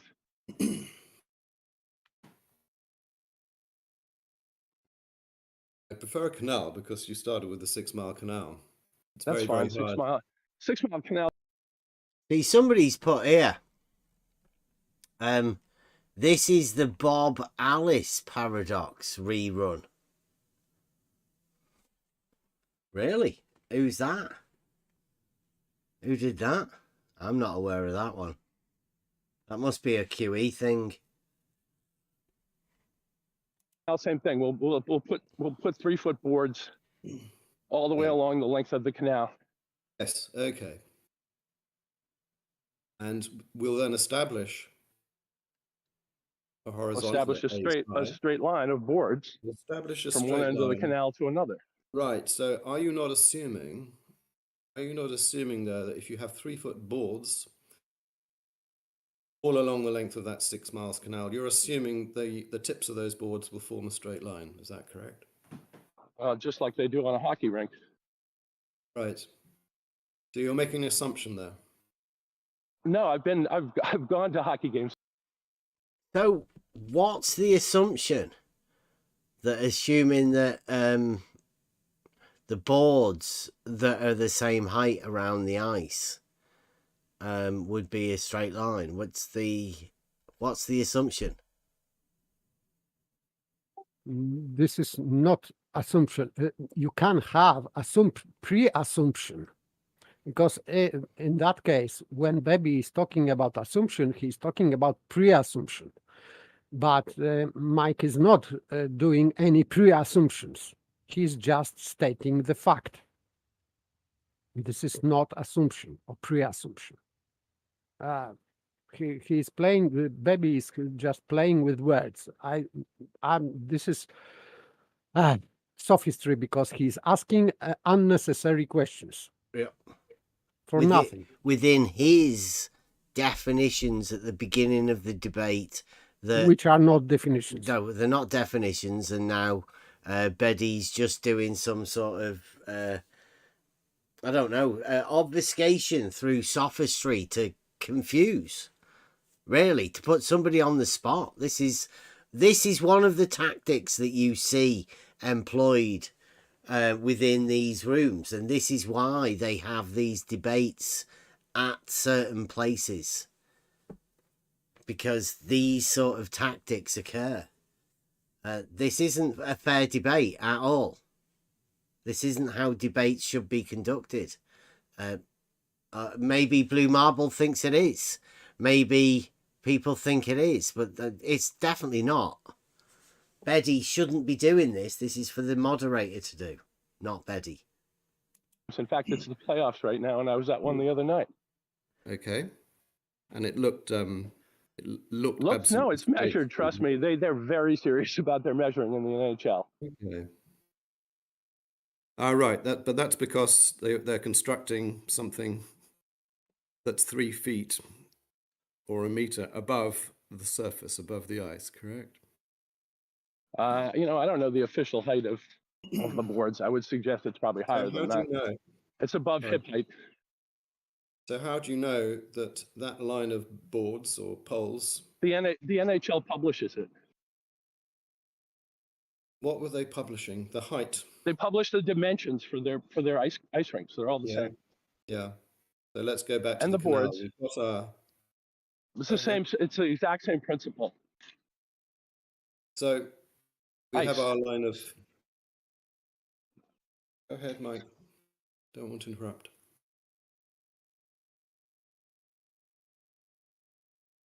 So we have our poles, our 3-foot poles, all along the line of the 6 mile. In the chat, there's Professor Parks, PhD, that's saying the boards are at waist height. What the fuck? Mike didn't say that. He said above waist height. Above. He quite clearly said above waist height. So, thank you very much, Rob. PhD and all that. You should clean your ears out a bit. Long canal. You are assuming that the tips of those poles will form a straight line. The NHL doesn't assume it. They build them that way. Okay. How do they establish the straightness? They're all of an equal elevation above the ice. Oh, right. So they've established all those poles are at equal, or the fences are at equal elevation. Have they established it? Have they established that the line formed up by the tip of those poles is straight? You can lay them down on the ground, and it's all the same length. They're all the same length on the ground as well. Okay. They don't raise and lower. So we agreed on that. We have a surface of ice. Yeah.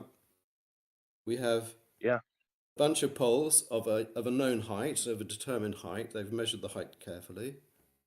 And they have erected those poles vertically along a hockey ring or a canal. How do they establish that line is straight? It's a different question. Well, the poles are all the same length. If they're constructed to be the same length, it's the boards of a hockey rink. How do we know? How do we know? The NHL publishes it.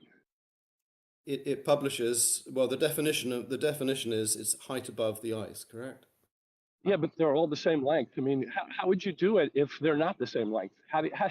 Where do you take the longer length boards and put them? Sure, we're agreed that we are agreed that the tips of those poles are the same height above the ice. Yeah, and they're all the same. Those poles are all the same length. How do we test? Because how could they not be the same length? How did you build a hockey rink with boards around the ice if the boards aren't the same height? Are some taller than others? I'm not. You just lay them on the ground and stack them up. I'm not disputing that the poles are exactly the same height. I'm not disputing that. Great. So they're all the exact same length.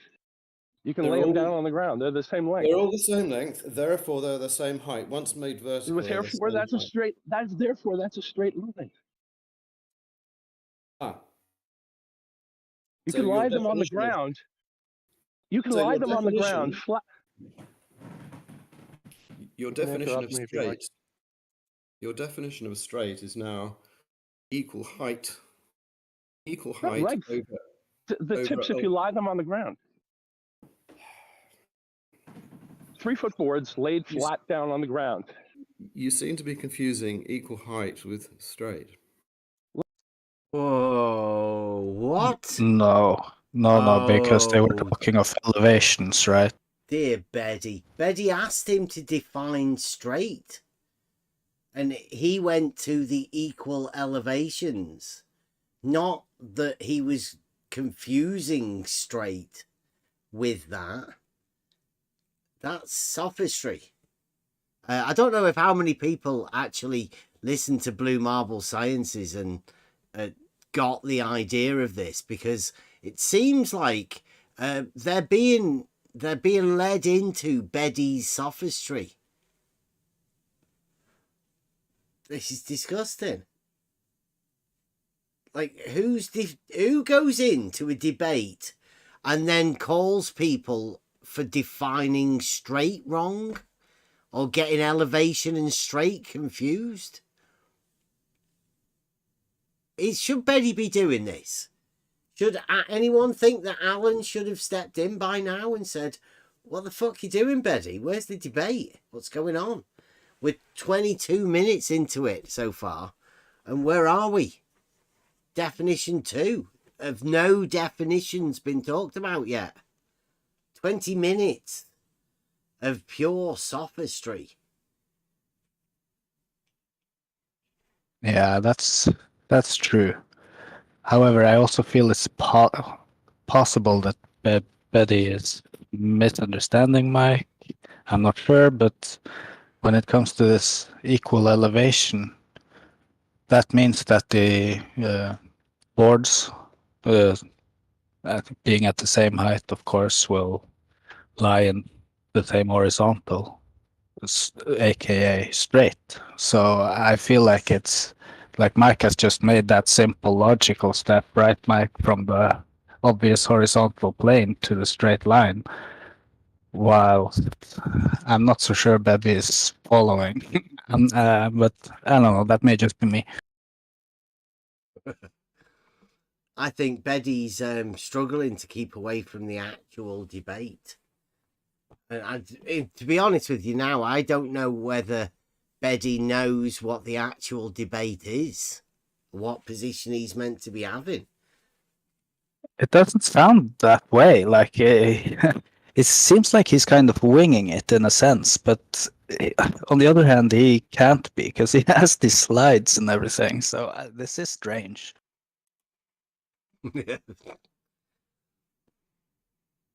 22 minutes in. Let's see how quickly we wrap this up. Length. I'm just talking about the length of the boards. What do I'm you talking mean about the length of all the boards. Take a bunch of three foot length boards, lay them down on the ground. The ends meet, correct? You can stack them. You can lay them you can make a floor out of them. They'll all be the same length. They don't change length. We have agreed, Mike, that all the poles are exactly the same length, even though that's hard to do in practice, right? We've now agreed that you it's just stand them up. They just stand them up and put them around the ice rink. Then you stand them up. Yeah. And you put them around the ice rink. Yeah. Yeah. Then we establish. Then how do you establish that the tips of those poles form a straight line or a plane or whatever? How do we? Because there's a universal board height. You can't have the hockey players would say, "Oh, let's skate over there where the board is lower, so I can really fuck up this guy's hip." The boards are going to have to be the same height. No, the board. They're Yes, laying the same height. down on the ground. If they're all the same length, laying on the ground, that's a straight line. You stand them up; they're all the same length as well. That's a straight line. Well, no, that's not. Yeah, of course. Yes, it is. Well, that is true, so long as the surface of the ice forms a plane, right? Well,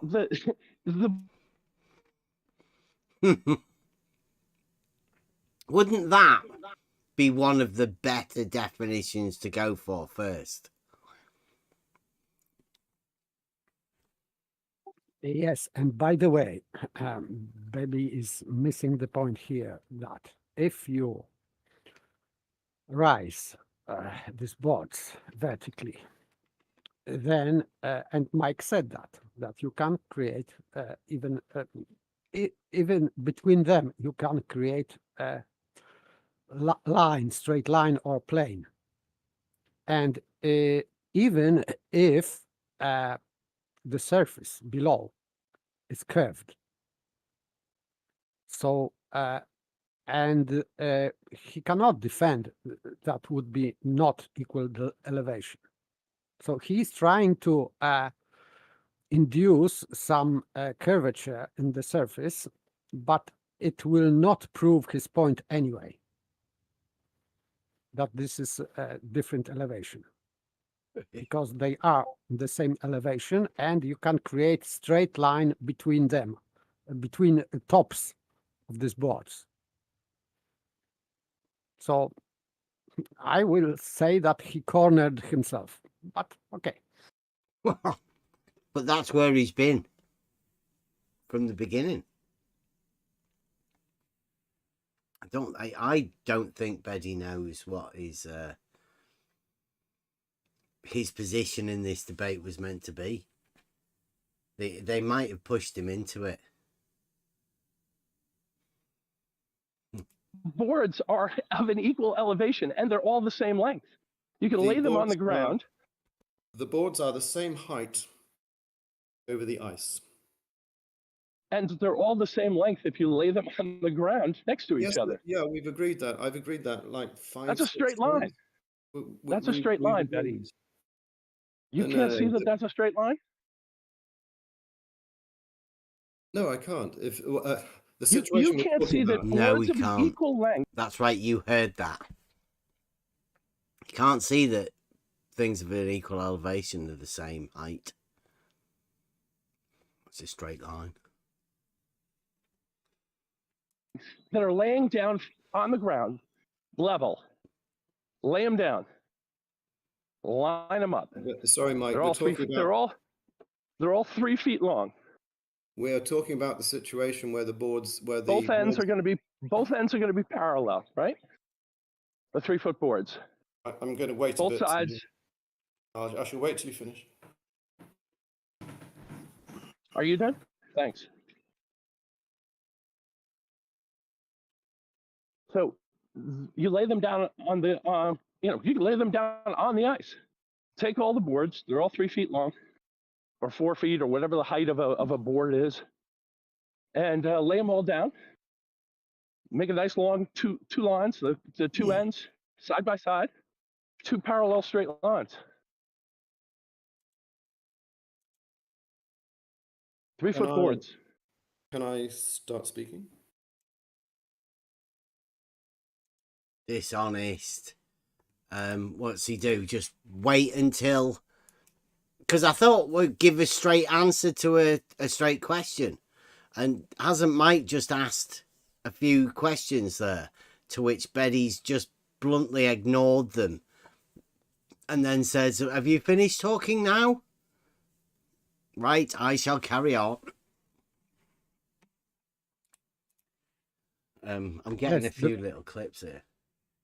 The point is that if you extend this or add more boards on the ground, it would create straight line because they are straight, and Betty agreed on that. So it would create straight line, and Betty is in the corner now because she cannot refute that they will create straight line.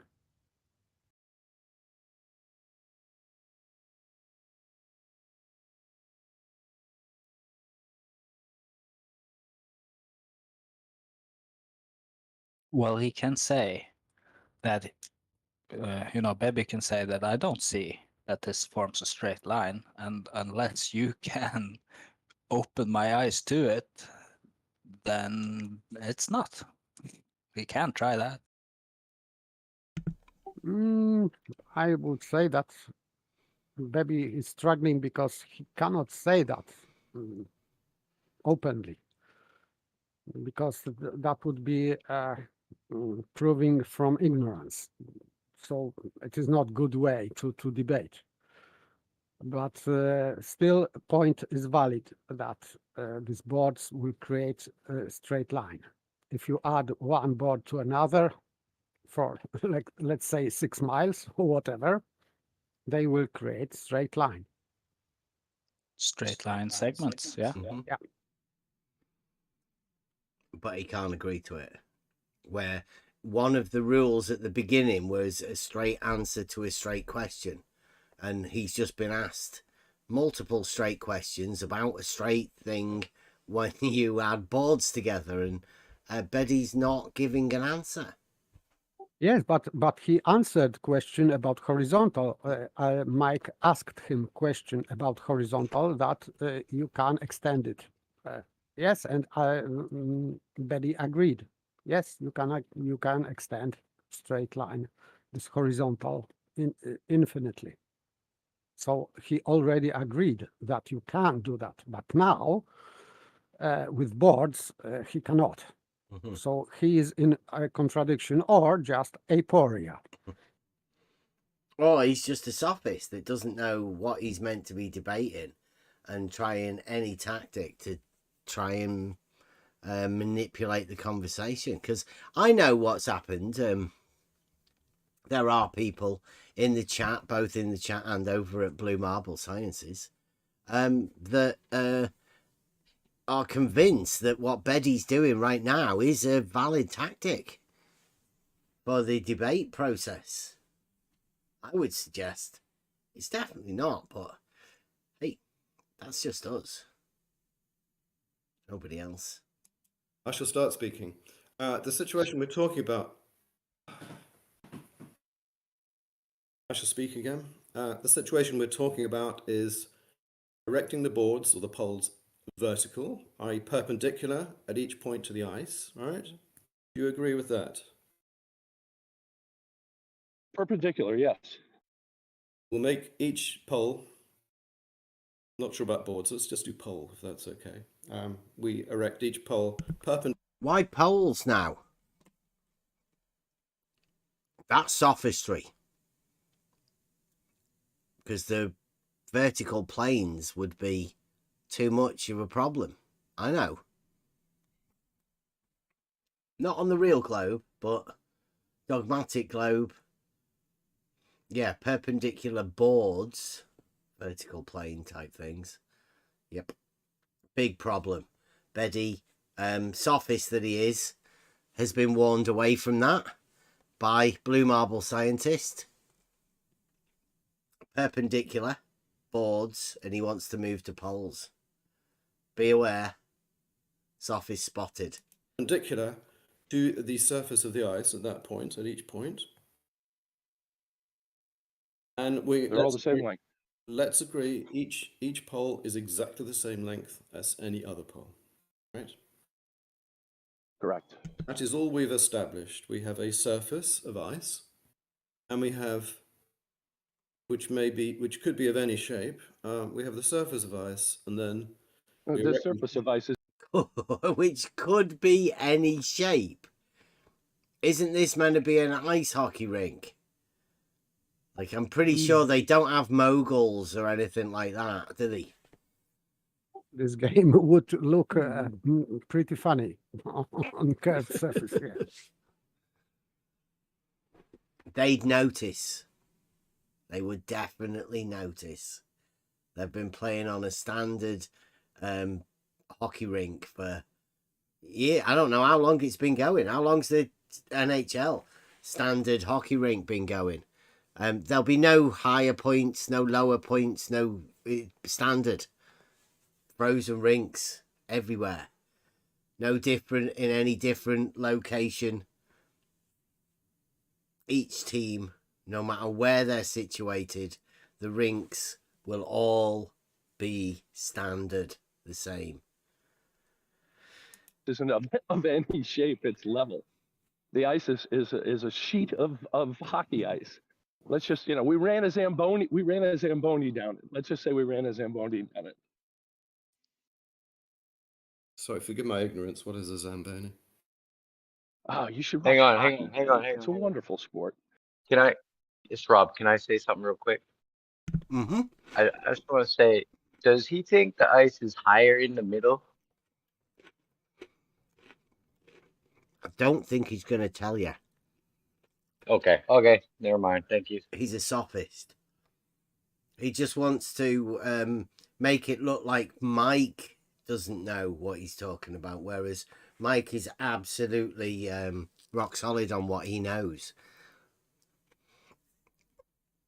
What Betty's doing is just pure sophistry. He's not stating his position at all with any of this, even though he's meant to be doing his definitions. Well, we don't So do in hockey between. in England. Oh, come on. They do it in Sweden, and that's not far from you. So a Zamboni is the machine in between periods where they clean up the ice. Okay. It basically heats up the ice, and then it refreezes, and it takes out all the marks from the NHL players' skates.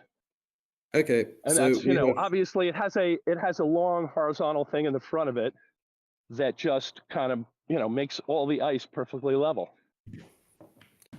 So we have melted the ice. Just let me finish now. Does Betty seriously not know what a Zamboni is? Because that's really strange. Really strange. We have melted the I'm ice. really sorry, but I'm really sorry. I have to jump in one more time and correct Mike Jones. The Zamboni does not melt the ice. It layers a thin layer of water, which freezes on the ice right away. It's got little jet sprayers that drop water out the back of that horizontal beam. So you're saying it adds more... Adds a layer of water. And picks up all of the other stuff. Fills all of the gaps front and the scoops cuts up. that have been done, yeah. Sorry, Mike. Then we let it freeze again, correct? Correct, with a Zamboni. Yeah, well, we've melted the ice and it is frozen again, yeah? Wally says the Zamboni smooths the ice, but only makes it locally level. Just locally. Across the, at least for the bit of the Zamboni, right? For the width of the Zamboni. I'm more interested in the word only in that sentence. It only does this thing. But that's the only thing it was designed to do. So it's a strange sentence. That's its only job. And its only job is only doing what it was only designed to do. Yes, from point A to point B, locally, yes. And if anybody's ever been to a game and seen a Zamboni run its course, and they go around the entire rink in a certain pattern, and you can watch the ice refreeze as it goes, and the water does not flow. When that water is heated up by the Zamboni and refreezes, it is absolutely not flowing. You can see it dry when you're at the hockey arena. We just went last month to a game. Friction, would it be? Because it must have some sort of a thing, brushes or whatever, to pick up all of the loose, dusty ice, pick up all of the high parts, and then lay stuff into the grooves that's been cut by the skates, right? It does the whole thing, doesn't it? It smooths it all over. Yeah, it does. It literally, it doesn't pick it up. It scrapes it a little bit, and then as Mike says, it has a heating element. It heats it, and then it refreezes nearly immediately. Yeah. Yeah, heat with friction would warm it up enough anyway, wouldn't it? Because it's cold enough. The ice is cold enough already to refreeze, so you're only doing the surface. And it will lay itself back into it again. So I don't know how local Wally thinks it is, but an NHL hockey arena is quite large, actually. Large area of ice. Wally says the Zamboni doesn't make the entire ring a level field. It makes a smooth surface is all. Are they big over there in Australia, Zambonis? How much Wally? hockey? How much hockey do they play in Australia? Yeah. When's the last time Wally was at a game? I'd like. I to would know. imagine that there's quite a few ice hockey rinks in Australia. Southern Australia, I think, probably one of the best places. I would think, yeah. Yeah. They It's may not not. a They may debate, not Blue. need to get it. They Blue, may it's not got need like to the get it. great Zamboni debate, lol. It's not a debate, Blue. Like the Zamboni An does a example that was fucking used. job. Like, what's the debate about it? It's pretty Wally clear opened what up it the does. debate. Yeah, Wally opened up the debate by saying something ridiculous that he has no clue about. Wally says local as in the width of the machine. Yeah, because it can't level anything out beyond the confines of the actual Zamboni.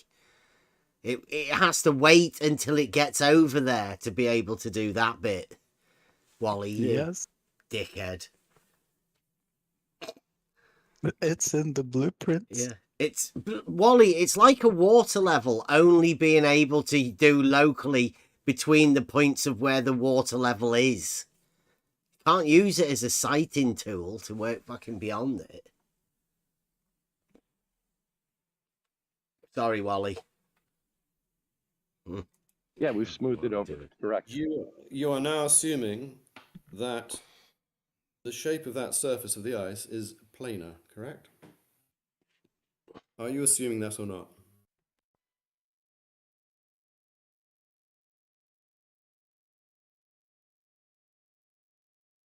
Great question.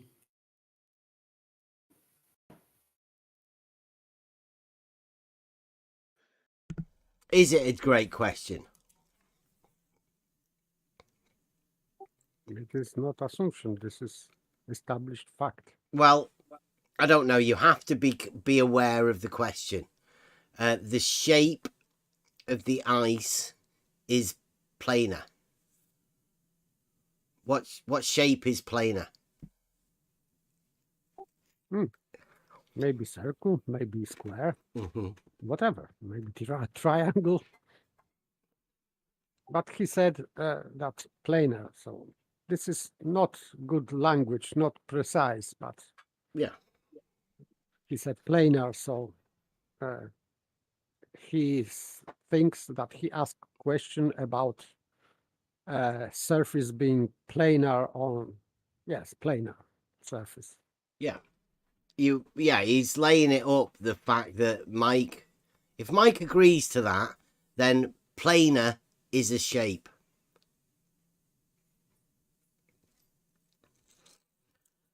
I.e., what shape is the Earth? No, shapes are in a plane. Mm-hmm. Not planes are a shape. Yeah. Exactly. Shapes That's are why in- I think Mike's not talking.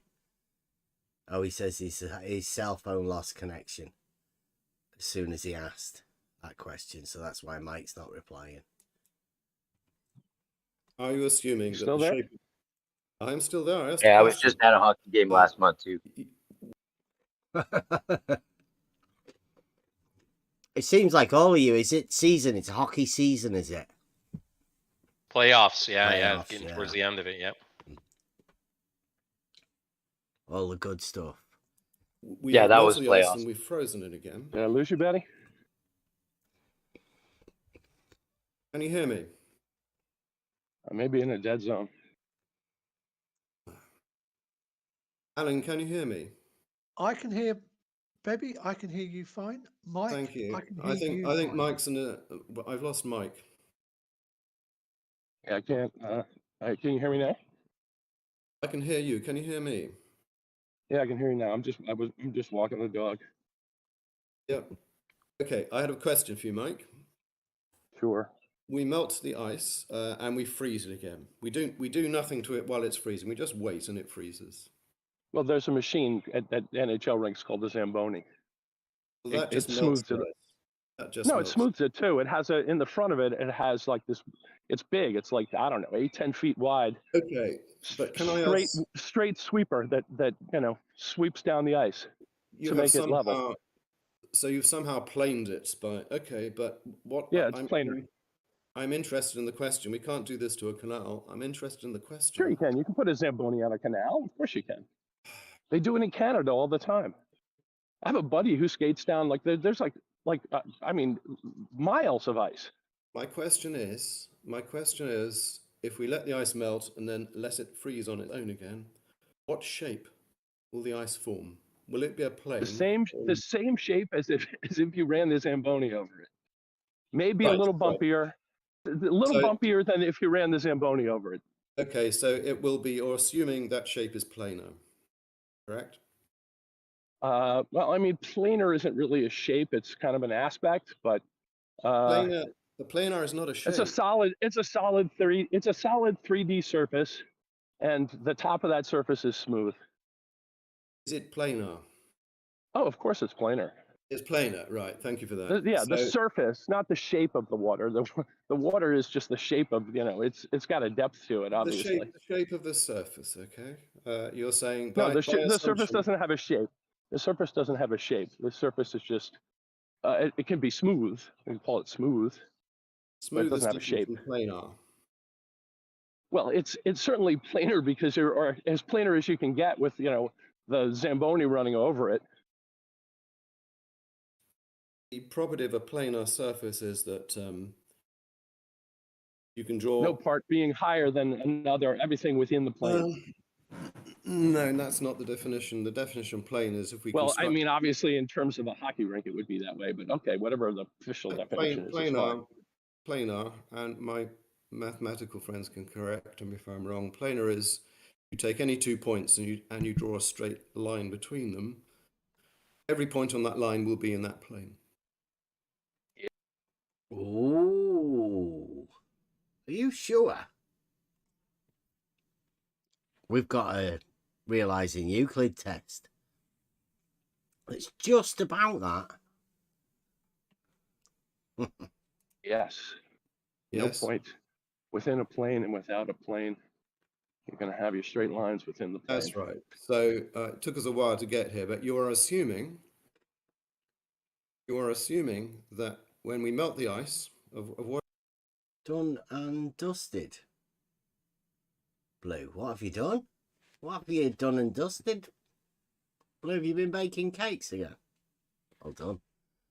Whatever size it is, make sure the air is perfectly still and you freeze the ice. The surface of that ice will form a plane as defined. That is your assumption. Well, yes, it'll be a planar surface like it is in the NHL. Well, whatever. Does the NHL have a different kind of planar surface? Or? I don't think that's what hockey rinks are. They're just planar surfaces that people skate on. And you're confirming that with or without the Zamboni, if water melts, it then freezes again. Perfectly still. It's got to be very still. It's got to be extremely still. But yeah, very still. It will form a planar surface, as defined. I mean, again, it's not. The surface is going to be three-dimensional no matter what you do, because we're in reality. You can't take a planar surface and put it in reality. Planar is just a concept. So it's not planar. It's going to have tiny, tiny little undulations. If you got a microscope out, you'd see the little pitting. It's going to be very close to plate glass. Very close to plate glass, okay. And if we took 2 points very far apart from each other and we drew a straight line between those 2 points, every point would be in that plane. Now, the bottoms will all be attached to the plane of the ice, and the tops will all be an equal elevation from the ice because they're all the same length. So which tops are we talking about now? The tops of the poles, the tops of the boards that are going around the NHL ring. Right, we're good there, right? Yeah, you have assumed. This is important. Well, it's not an assumption. The The NHL has really, really strict regulations. I mean, they have Olympic. See, here's Beddy trying to work out definitions of his own debate that should be worked out by the moderator. But once Mike's just laboriously gone over a straight line and boards on ice and all of that, and Beddy's just said, "You have assumed." So what's the point? What are they doing? Are they coming to an agreement on something like they're meant to be doing? Agree to agree? Or is Beddy just going to agree to say that Mike assumes things? Maybe. Let's give Bebby the benefit of the doubt. Maybe. Bebby is interchanging the word assumption with premise. Maybe he wants to hand an argument over to Mike. Or he wants to pass it on since he knows he's got no chance of supporting his own argument. He wants to believe that it's Mike's position. He's going to hand his own position to Mike. Possibly.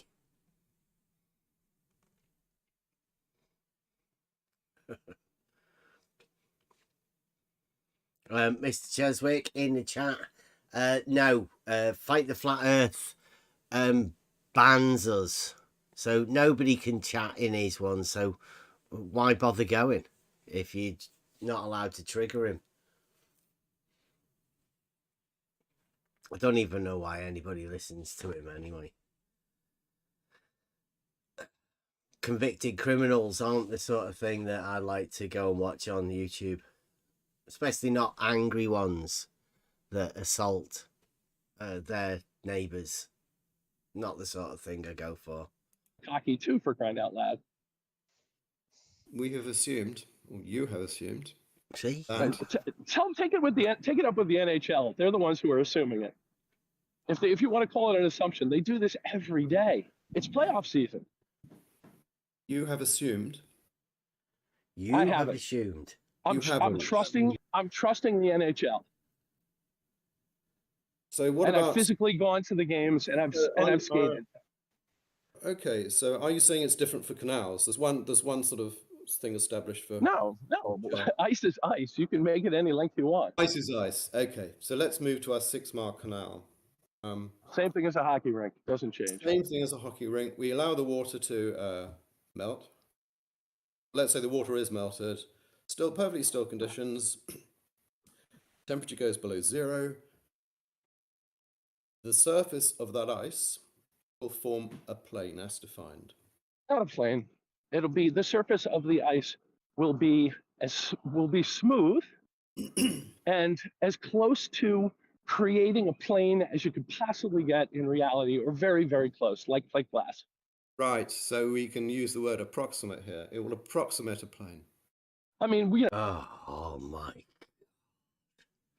A plane is a two-dimensional construct that exists within the mathematical realm. It being 2D, it doesn't exist in reality. So for anybody to want to go to this anal retentive fucking bullshit that he's doing, you have to acknowledge the fact that a plane doesn't exist in reality. So why go into a definition where you want to try and give somebody something that doesn't exist in reality as their definition of a surface that does exist in reality? See, told you, handing it off the mic. It's mad, isn't it? Trying to hand over a definition that Mike isn't going to have. Within microns, probably. Like plate glass. Yeah. Micrometers. So let's take Lake Michigan. What you said wasn't a very good example, but I mean, presumably... Lake Michigan, you're not going to freeze all of Lake Michigan. Let's just stick with a canal, 6 miles. All right, let's stick with a canal. But your point is the surface of that ice will form a plane. Moreover, if we just draw a straight line from one end at A to be at another, you're assuming that that Well, line you will can't, you touch. can't draw it. You don't draw lines in the air. You just erect boards like you do erect them around a hockey rink. Well, yeah, sure, okay. And then They're obviously the boards are all the same length. You cut them in a wood shop, and then they're all an equal elevation above the Yeah, ice as you go down, just like the boards in the NHL. I think we're totally on the same page here, which is great. Right. Unfortunately, you can't see the diagram I've got here. I've defined line of sight. Let me go through another couple of definitions, because the key is how we establish that that canal is straight, or that the poles we've erected on the canal form a straight line. Right, it's some more definitions coming up from Betty, obviously. Oh well. Visual ray. Visual and ray will be getting defined. Refraction. Not ambiguous. And line of sight. Right, line and sight. Obviously, definitions coming. So I define you the visual ray. You cut them in a woodworking shop, and you lined them all the way down the canal. The tops are all the same height in the woodworking shop. You are assuming. Oh, you're assuming. You are assuming, says Betty twice, doubles down on it. Assuming that. I'm assuming woodworking is good enough to cut 3-foot length boards or whatever the height of a board is in hockey. Could I ask a favor, Mike? I've totally agreed with this all along. We're assuming we can cut boards or poles of equal length. I know Right, that. so there's no assumption. They're all the same length. Yes, I agree with that. You keep going on as though I'm not agreeing that. Yeah, I'm totally agreeing that. We then erect those poles vertically in a long line for 6 miles, say every 100 feet or so. Yeah. The question is shared straight line segment. The question is, the tips of those are they going to form a straight line? At which point you're going to... The question is, like, what question? Why is that a question? This is his question. Yeah. Maybe he cannot resolve this problem, but now is not the time to be doing it within the definitions. Absolutely. Before the debate. Surely he should have known what he was doing himself before he got here. 36 minutes in and we're still definition. I'm going to say they must form a straight line because they're all the same height, they're the same length, correct? Well, no, because the NHL doesn't have, there aren't spots in a rink where you can bang somebody into the boards and hurt their hips more. Does the NHL do canals? Not to my knowledge. You're saying that an ice rink is different than a canal? I'm just using the canal as an example. It's the surface of ice. Right. And what's so special about a canal? It's longer. It's longer. Okay. And so your straight lines that are going around the boards of an ice rink, if you extend that straight line, Euclidean geometry, you can extend it. You just said to me you can extend it infinitely. Yes, of course you can extend it. You can so erect the poles. It's straight in the NHL. How is it not straight along on the canal? Well, we didn't say I didn't agree with straight in the NHL. I agreed. Now listen carefully. Wait. Do you not? Listen carefully. You did interrupt me there. Do not interrupt. Oh. Okay. I'm not your student. Wow. Betty got really upset there. Yes, because he agreed, and now he realized that he's going into contradiction. Mm-hmm. He has to contradict himself now to defend his something. Yeah, Mike says he asked the question that Betty didn't want to answer.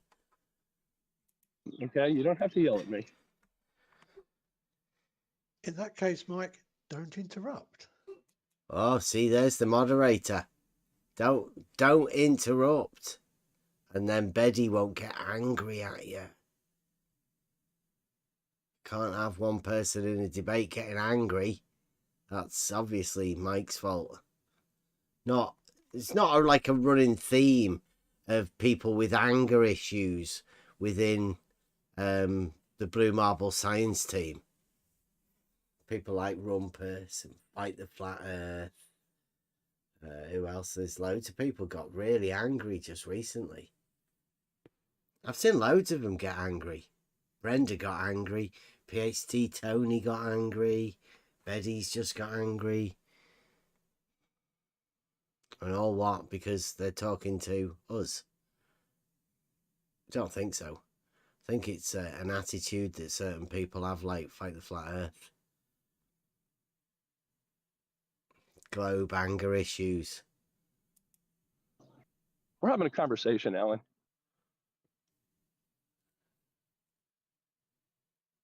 I'll start now.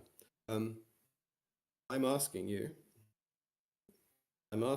if we erect these poles of equal height, we've agreed that, vertically along the line of the canal, which will be no different to the NHL, but I just want to use this as an example.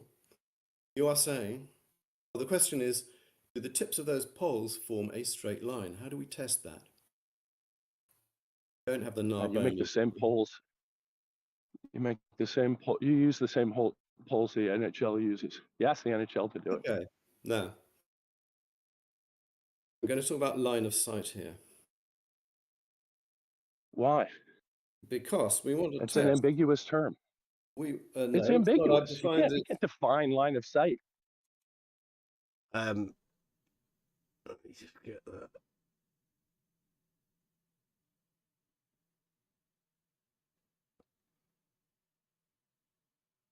I think he puts it again in a minute. We can give a precise definition. Unfortunately, you can't see the diagrams I've drawn here, but I've got.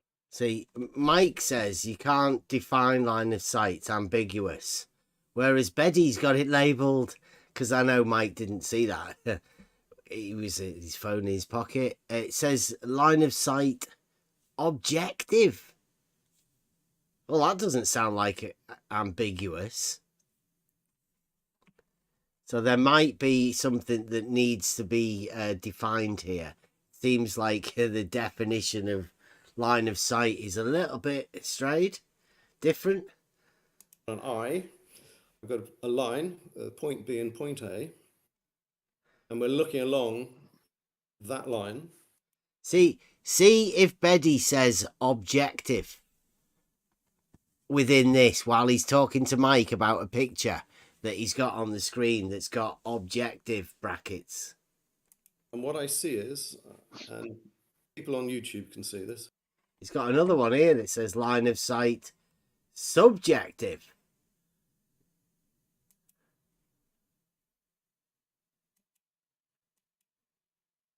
Oh, come on. Line of sight objective. Line of sight subjective. It doesn't make any sense what he is doing, because of course this line of sight, it is imaginary line, so we can say that there is a line between our eye and object, and we can conduct a line between our eye and this object, and we can conduct this line as straight line. And it is how it is depicted in optical, let's say, explanations. It is always straight line, yes. And in line of sight, which he labeled as subjective, this is also straight line. In perspective view and in orthographic view, all optics are described in straight lines. Always. They have different angle in orthographic view. In perspective, they have different angle, but they are still straight lines. So I don't know why he is making this distinction between subjective and objective. It doesn't make any sense. Mike points out that the objective is in like a side elevation. How could you have that as being objective when nobody ever sees like that objectively? Yes, so this is so-called orthographic view. Yeah. But it does not depict what we see. So this many people make this mistake. They are making orthographic view, let's say eyeball, and on the left side of the picture and on the right side of the picture object, and they call it, Betty is calling that objective view or line of sight. Absolutely not. This is, it is third person, what third person is seeing. Third person is seeing some eye and some object. And this is not what this eye is seeing. So it is not telling us what this eye is seeing. It has nothing to do with perspective, and it is not depicting what we see. Absolutely. So this is just gibberish what Betty is doing here with that. Absolutely. Yeah, Hex is in the chat, says no conversation is occurring, just deflection and distraction. I would agree, Hex. Yes. Let's get on with the debate, hopefully. I'll get lined up here with a crosshair, and the point where the hairs cross have lined up with the target. So we're looking down sort of the sights of a gun. Line of sight is... How far? How Sorry? far is that, though? How far? Yeah, it looks like 100 meters to me. Right. It looks like 100 meters. How? How does that in the sights there look like 100 meters? How do you know? Absolutely, you cannot know. Absolutely, you have to know specification of this scope, etc., lens, whatever specification. Yes, then you can say that yes, this crosshair is pointing at this point in reality at 100 meters, let's say, but just from a picture, no way to know.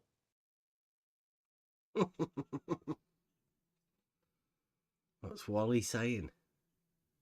Wally says, it does show that they have no argument against the observed reality.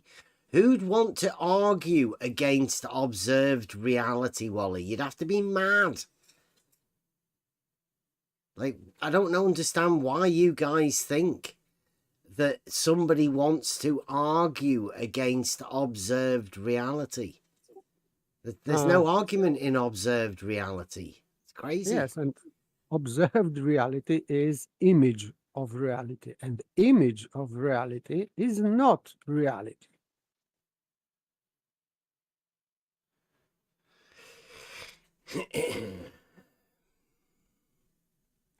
That's probably probably right at the edge of the capabilities of the tool, but okay. Yeah. It'll probably be pretty close. The best way to test it is just take boards. Just take boards and put them all the way around. Yeah, we look along. So we've got three things. We've got point A, point B, and the eye.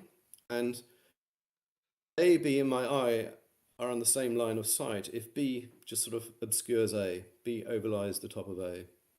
That's how you know. But you recognize. Sorry. Go on. Sorry, I interrupted. You can finish, and then I'll jump in. Yeah, line of sight. A, B, and my eye. Right. You want to talk now? A, B, and my eye will be on the same line of sight if B obscures A. So A is at one end, B is in the middle, my I is at the other end. If B sort of superposes on A, if it just obscures A, then we know that A, B, and my I are on the same line of sight. This is objective. Betty needs to have a word with, I think, Farmer's... No, not Farmer's Boy. What's he called? Doofus Manfred. He's done horizontal refraction. I think it's a big thing at the minute. I'm not too sure whether that A or B works like that. Betty, you best have a word with your team. That doesn't look very objective to say that B obscures A, and that's how to tell you a line of sight. Objective.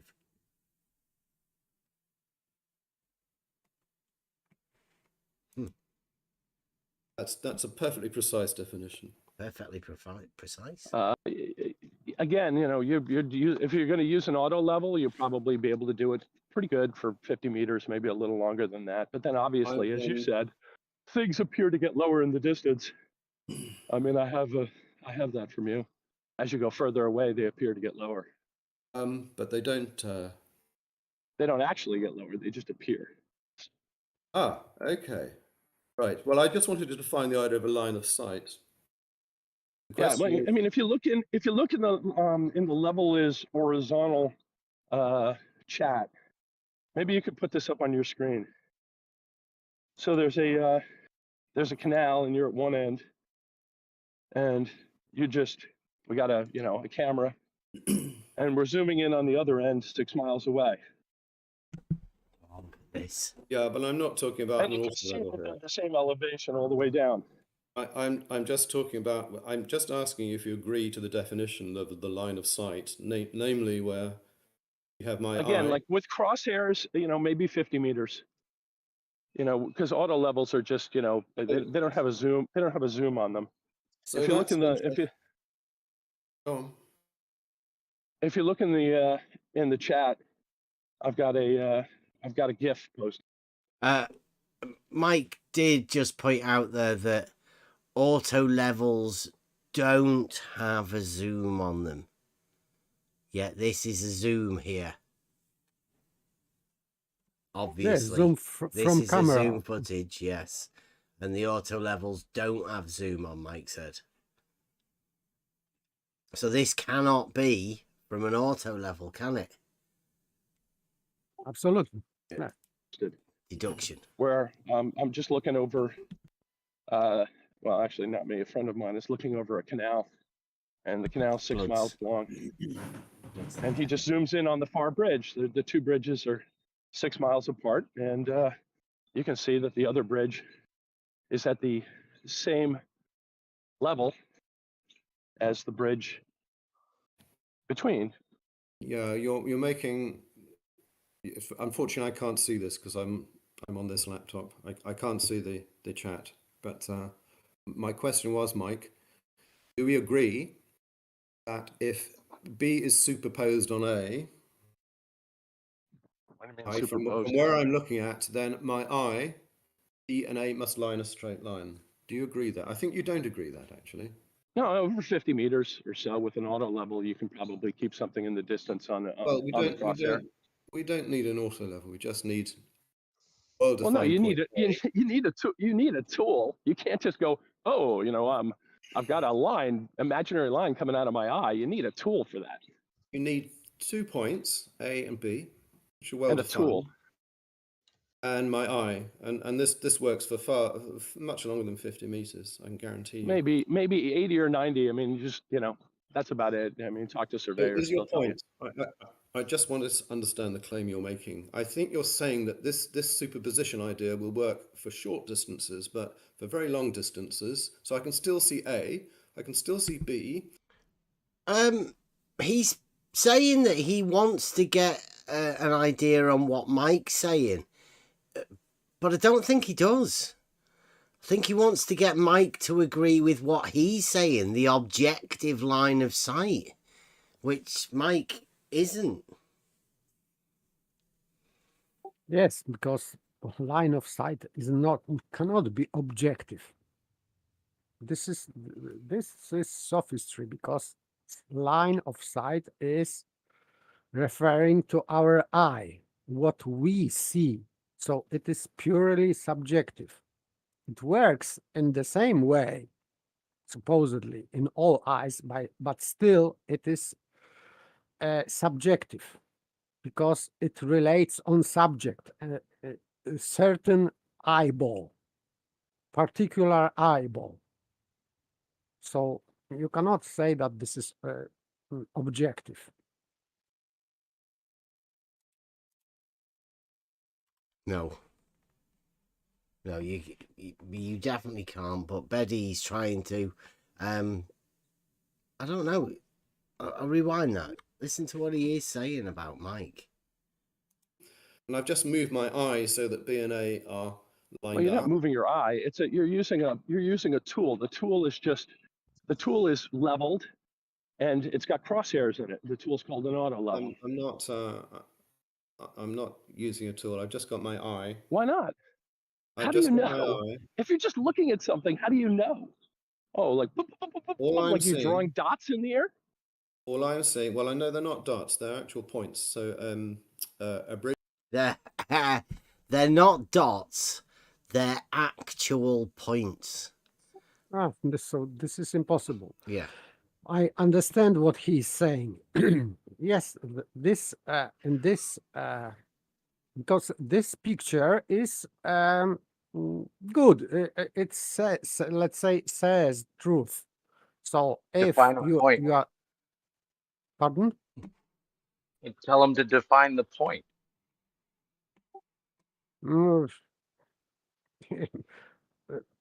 I would say that it is a dot. Yes, let's say that would be physical object, dot, because point is not physical object. So point would not cover anything in the distance. So in reality, we can say that this is a dot, or just object covering object A. Yes, if we are looking at B, and B is covering A, it means that this point A, or dot A, is on the line of sight of between our eye and point B. Yes, that's true. This is not incorrect what he's saying, but he is. For that to be true, line of sight being a line, then point A must be perspectively reduced or enlarged to be in proportion with B. Otherwise, it would never lie on the same line, right? It would have to be directly in the center, but you can't see that because you can't see it. Yes. In perspective, line is point. So this picture is depicting that. So if our eye is focusing on point, let's say dot B, this line is taken from orthographic view, but we can see this line if it were this line. You have to turn this line 90 degrees from orthographic view to perspective view. And of course, this line turned 90 degrees would appear to be a dot or point. So we cannot see lines. So this is just a not perspective view, but orthographic view. And yet this line, yes, is seemingly dot in perspective. But I would agree with Baby that he's talking about line of sight, but I disagree with when he's talking about this as objective. No, this is just side view of someone's perspective view, and this is called orthographic view. But that seeing would be in straight lines. That's what Betty's saying, isn't it? Yeah. Yes. Okay. Yes. And straight lines are undoubtedly Euclidean. Absolutely. Yes. Well, And for that, I would definitely agree. And all optics, all explanations, all films I saw in books about optics, photography, all they are operating in straight lines. Well, So lens... I would say, according to this, Betty wants Mike to agree that a line of sight being objective is entirely Euclidean. Maybe. You never know about babies. You never know. Blue, will you stop calling women names? You're disgusting, Blue. I don't even know why you bother coming in here.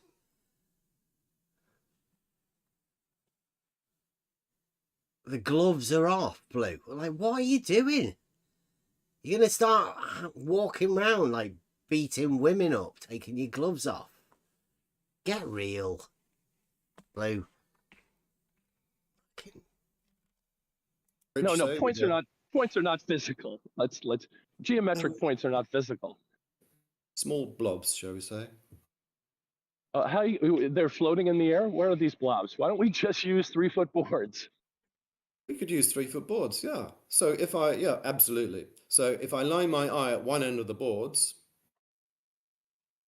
well, for about 50 meters, the far end of the boards, though, they'll basically line up.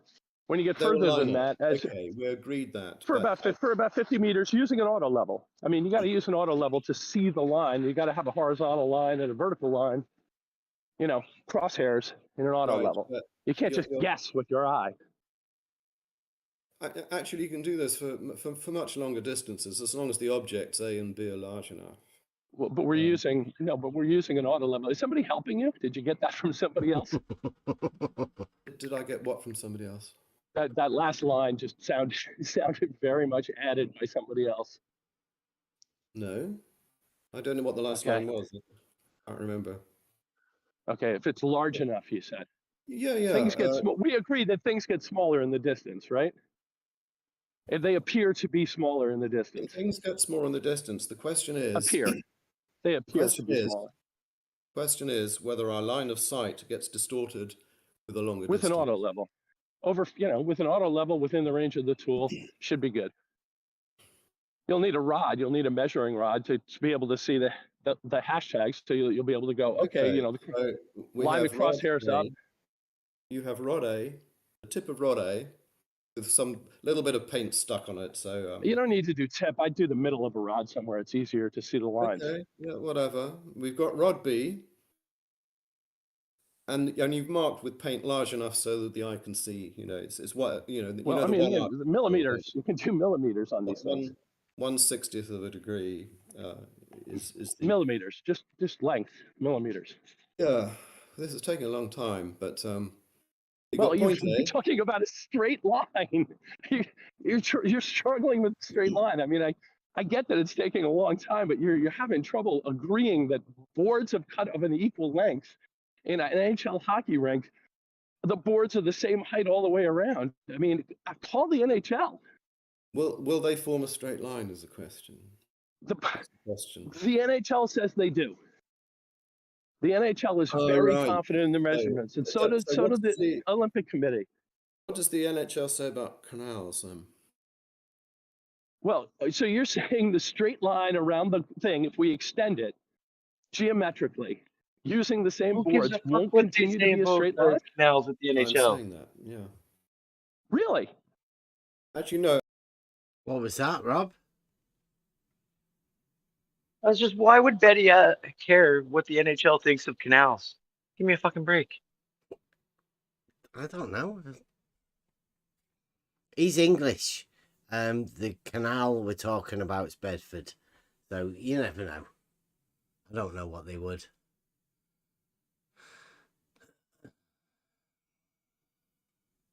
How do you plan to try to prove that? Have you I'm tried trying that? I not mean, to have you make any- seen my GIF? You're talking over me. Sorry. No, I can't see there. Maybe Blue can What, put it up on the screen since he's streaming it. what I'm trying to get to is whether the rule that if A and B line up, points A and points B line up to my eye, which I've defined, it's when B and A appear superimposed on my retina. I say that will be a straight line. Now, Why don't we for just whatever imagine that being a gun definition? With A and B are superimposed on my retina. On his retina. Yeah, That's yeah. an objective thing. A Yeah. and B superimposed on his retina. That's Yes, it. he's That's a right. straight It line. would be. Yes, it would be superimposed, but this is not objective. It is referring to the subject, eyeball. Yes, not objective. It's unreal. Yeah. If it's not on his retina, then objectively it's not a straight line. And I can explain why it cannot be objective, because in that case, that would refer to all men, let's say, on the earth. And to see in that way, this point B and point A being superposed by point B, you have to have all people at the same location and looking at the same direction, which is impossible. That's why it cannot be objective.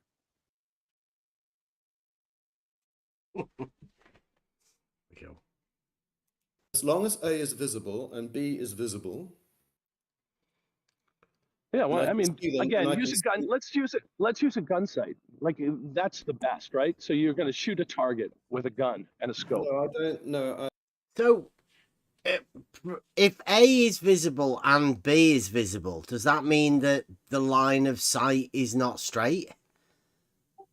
It or is the straight, line but of sight that covers A and B? Like, why is A and B relative to a straight line of sight? I'm not. it is not. No. It is not. It means only that point A is not on the line of sight to point B.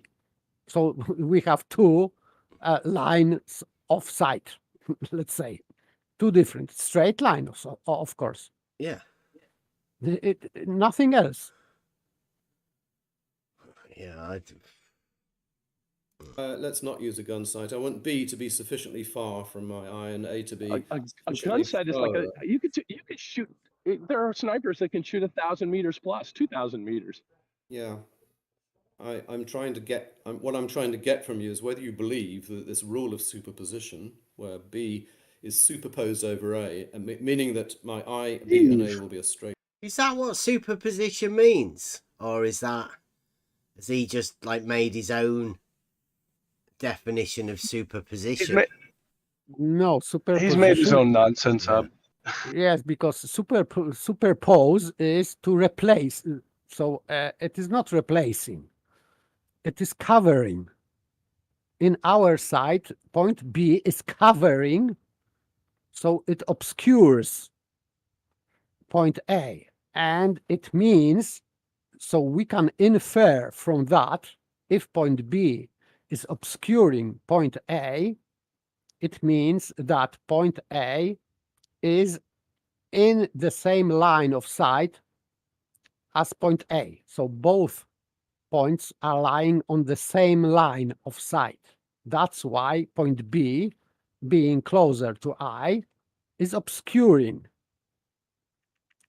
So that's all. That's all. Nothing more, nothing less.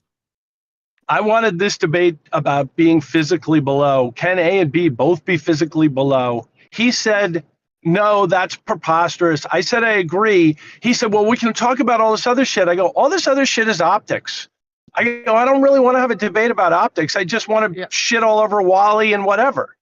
Yes, so he's segueing from physical reality to optics. Because, yes, it is true that we see things in different way that they are in perspective. But it is not a topic of debate. Absolutely. So he is trying maybe to convince someone that what we see is what it is, and that's not true.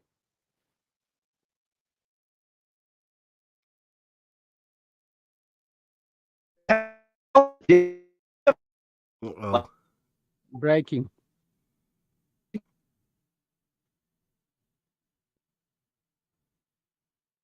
Yes.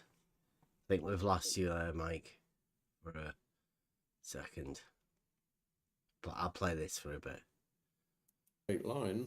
I'm trying to get whether you think that rule breaks down. If you have an auto level, it'll work for 50 to 100 meters.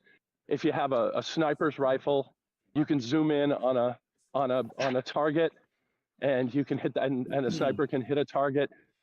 If you're going longer than that, you already said before this, I can post that as well in the chat, that stuff gets smaller and lower in the distance. And you agreed with that. You said that's true, even if the level surface of the hockey rink is horizontal. It's like, yeah, it definitely is. The stuff in the distance. I did show your gift, by the way, Mike. I did show your gift for a few minutes. Oh, thank you, Blue. I would point out that is not an auto level. That is a camera. No, I said that. I said, well, that's why it's a GIF, and you're zooming in like a rifle scope, and you're looking directly at. I don't know the opposing. Well, I don't want to get in the debate, but I don't know of a rifle scope that I can zoom in with. Like I said, Mike said there is no zoom on an auto level, yet there is a zoom in the camera. I think we pointed that one out at the beginning. I don't know, Blue there, I think you might have missed the part where Mike said there is no zoom on an auto level.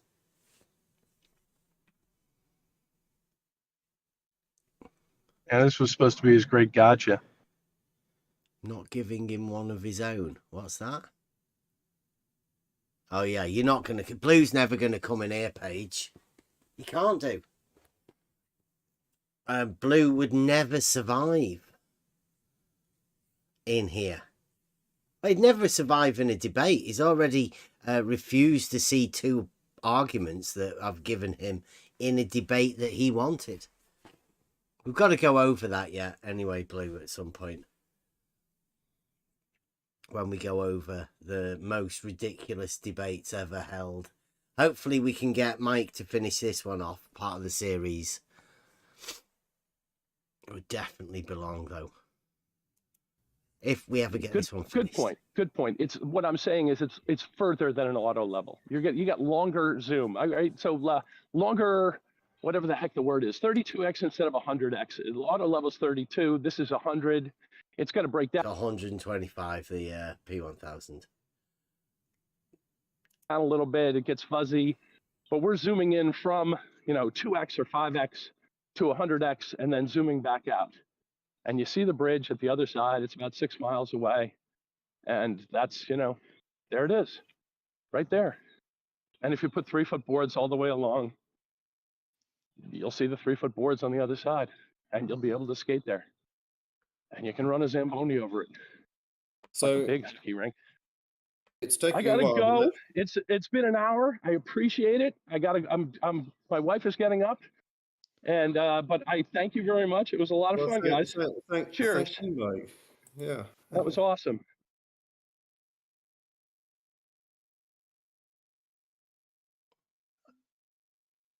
Well, I noticed your name on there is Mickey Jones with a little rainbow flag. That's nice, Mike. Have you been changing all of that stuff over there for Blue Marble's server?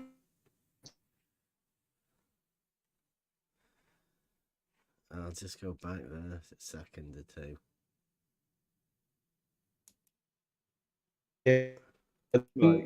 Yeah. That was awesome. What's this bit here? There you go. Mickey Jones with a little rainbow flag. Oh, that'll be the Blue Marble scientists, the moderators over there on the Blue Marble Science Discord channel, changing people's names, no doubt.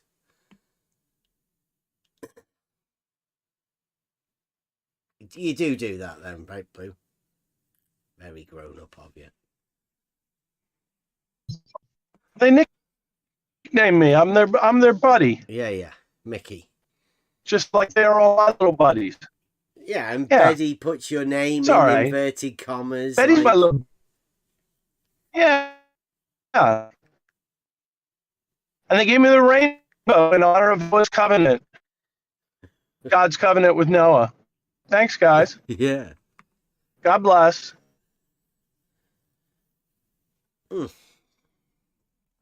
So now this, to me, right, whatever just happened then, I reckon how many, 2-3 more hours, and you might be ready for debating. Betty should be up to date with all of the definitions that he wants you to be able to use. You should be on board with that.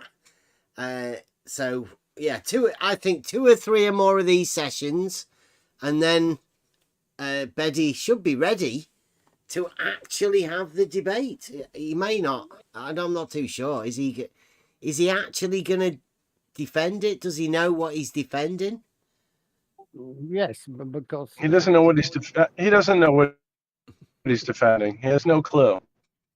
yes, because debate was supposed to be about below, that 2 persons can be below. And for example, for someone who is not aware of the topic of the debate, I would say that he will never guess that was debate about being below simultaneously. So, but it was supposedly. Well, yeah, the precursor to the like, I don't know what that you'd probably call that. I mean, Betty wanted to call it going over the definitions, but there wasn't really any definitions dealt with. No. Didn't even define below and above. Yes, the main thing here should be defined what below means. So for me, for example, below means always in the reference to something. You cannot say that this is like less, saying less or more. You have to have some reference. Then you can say that this is below because you have something which is above. Without anything above, you cannot say that something is below. So this is not absolute word, let's say, or noun. It is fixed in relation to something else. And there was nothing here about this definition of below.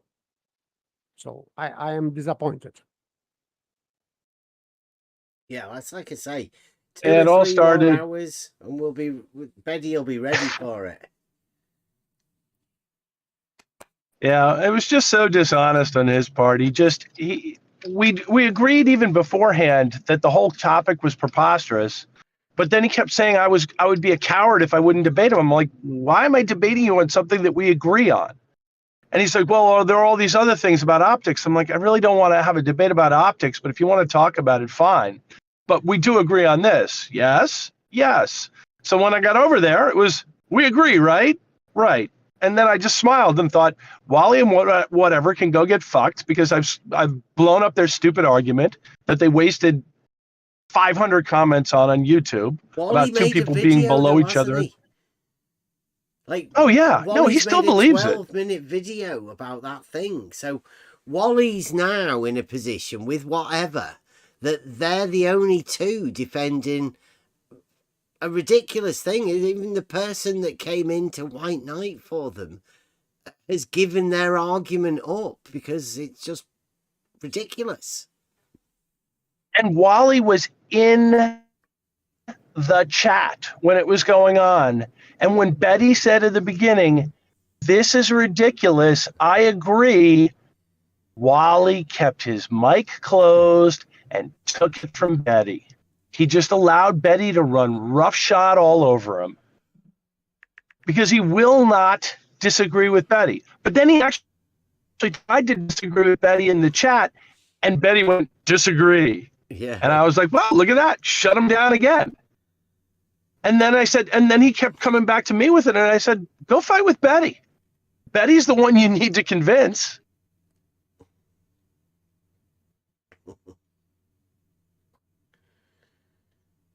And then the rest of the conversation was just sophistry and optics. It was all nonsense.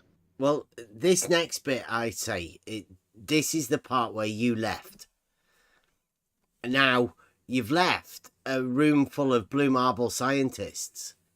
But I don't know. I don't know what they were all thinking. Obviously, blue marble, like he said, Betty never said about the simultaneous below.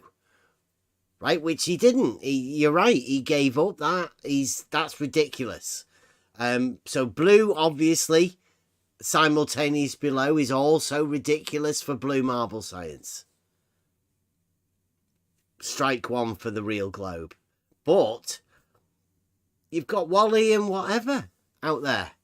Now I'm thinking that the blue marble science team needs to have a chat. I mean, we know that whatever and Wally are big text chat guys and meme makers, video makers, and they're not very good at conversing, explaining their position through voice. But you should really have a word with Wally and whatever. I'm talking to Blue Marble Science and Betty right now. You should get your pages straight within this because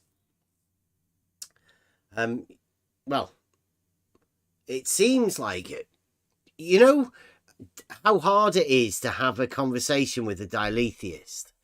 Well, Blue Marble Science, the general group of people, is a bit like a diletheist, as in they work like the Borg, but they all think different things about their model. So you're dealing with people like Wally and whatever, and people like Blue and Betty, that they contradict each other. But as long as they don't talk to each other, that's fine. As long as they only talk to us, then Blue can talk to us about how we misrepresent him, but Wally can talk to us about the stupid shit he talks about. But then when we talk to Blue about that, Blue thinks we're misrepresenting what Blue says, when we're not. We're talking to Blue about the stupid shit that Wally says, and the stupid shit that Rumpus says, and the stupid shit that Fight the Flat Earth says, and the stupid shit that like Nathan Oakley says. I mean, all people have different sorts of stupid shit. It's just that when they're representing the globe, the dogmatic globe, they're allowed to have whatever opinions they want, and you have to argue individually with every stupid opinion everybody ever has, as though that's the definitive position. Blue Marble Science, the character, right? He has his own ideas, obviously. Some of them may seem absolutely ridiculous, but now is the part within the conversation where I think it gets good, because they now have to deal with what Mike said. Anyone want to listen to this part? We've obviously already heard a bit of it, but this is quite telling, right? The conversation. obviously nothing happened in that. We just got definitions. And let's see what the guys think. Well, that was interesting. Yeah. Did you see where I was trying to Yeah. get to? Um, I was getting so frustrated wanting to say something there because Sorry, I've been a competitive long range target shooter for about 40 years. Yes. So my 20 magnification telescopic sight, not even my 36 mag one, I can keep a line of sight straight to 1,000 meters with it. Easily. In fact, I can do that with a sight that consists of a small aperture about 25 mil from my eye, another Yeah. aperture about a meter further away, and the target at 1,000 meters because I've done it. But yeah. But what was Mike saying? What I was trying to get out of him was what was that? What was he saying? That his line of sight is going to be straight for over 1,000 meters. Line of sight. Obviously, no horizontal refraction like Farmer's Doofus says. Doofus. And that's right, because we see in straight lines. Whatever refraction is, if we, let's say, can see object, and let's give that, begging the question, that object we see is refracted and is in different position. We see, let's say, it is higher or lower than it is in reality, but still we are creating straight line to that object, and this is a line of sight, always straight. It doesn't matter, refraction doesn't matter here. Line of sight is always straight. With refraction or without refraction doesn't matter.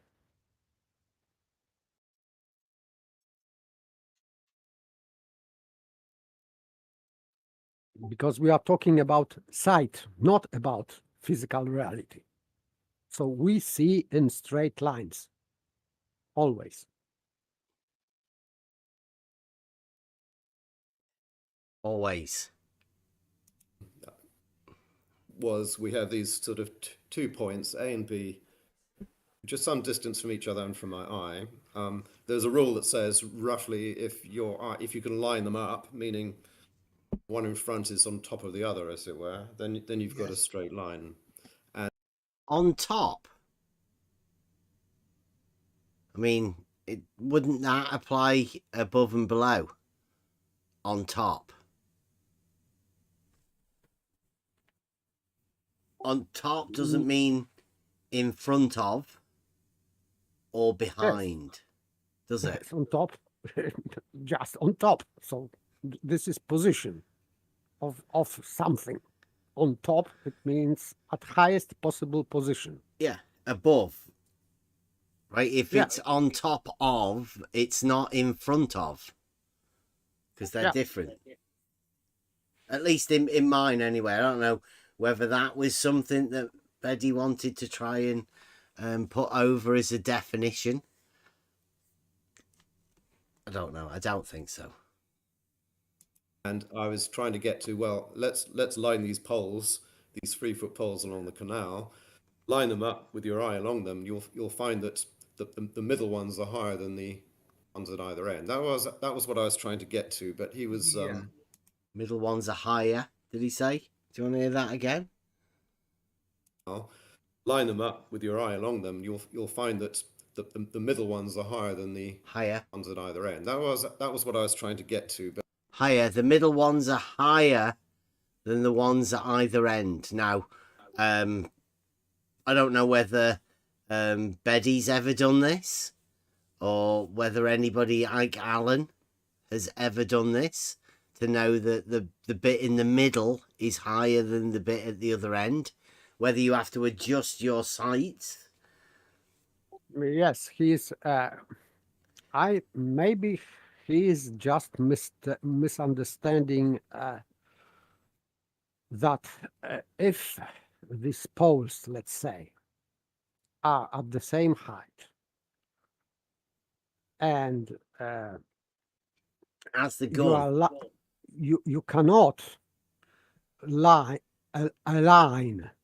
your the line of sight to both of them if they are very distant. For example, if one of these poles are just in front of you, and you are just have the center of, let's say, your line of sight on the top of the first pole, and the second pole is like 6 miles away, and you are trying to align first top of the pole with the second top of the pole, this line would be not horizontal. This is, I think that they just misunderstand how perspective works, because this line, this second pole, is obviously smaller in perspective. So it doesn't align with the first. It cannot, because it is smaller. So the top of the second pole in your picture, in your perspective view, is smaller, is lower, because this pole is smaller in perspective. So it cannot lie in the same line of sight. And this is obvious. And during discussion, Mike said that that we can agree that objects are shrinking in the distance in perspective. And Betty agreed. Yeah. So from that, we can infer with certitude that this second pole in perspective view cannot be aligned with first on the same line of sight. Simple. Mm-hmm. Do you want to hear where we go here? But he was, Yeah. you could see that, right? Yes. Well, of course, he picked the place where Wallace showed that in action. Yes, I missed that. Is that on the where Wallace showed that in action? Really? There's a drawing, a couple of drawings, but I mean that's about it. That's all we've got. That and court cases. I'm not too much too sure about what Wallace actually showed. I think that this is how people are deluding themselves. He's showing this Wallace and Bebby with this point A and point B, and also other people. For me, the best example is Brian's Logic, who was talking at time being a lot about perspective. They are trying to depict perspective view in orthographic view, and they are landing in such errors as we can see. So this is their problem. So I would say that this is common problem of many people. They are just confusing orthographic view with perspective view, and they are trying to explain perspective using orthographic view. It will not work.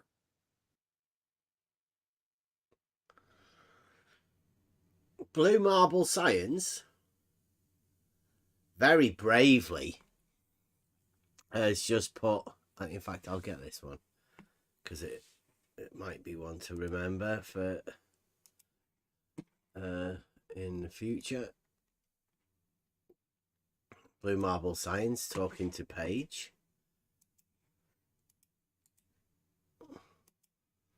I'll leave that one on screen there.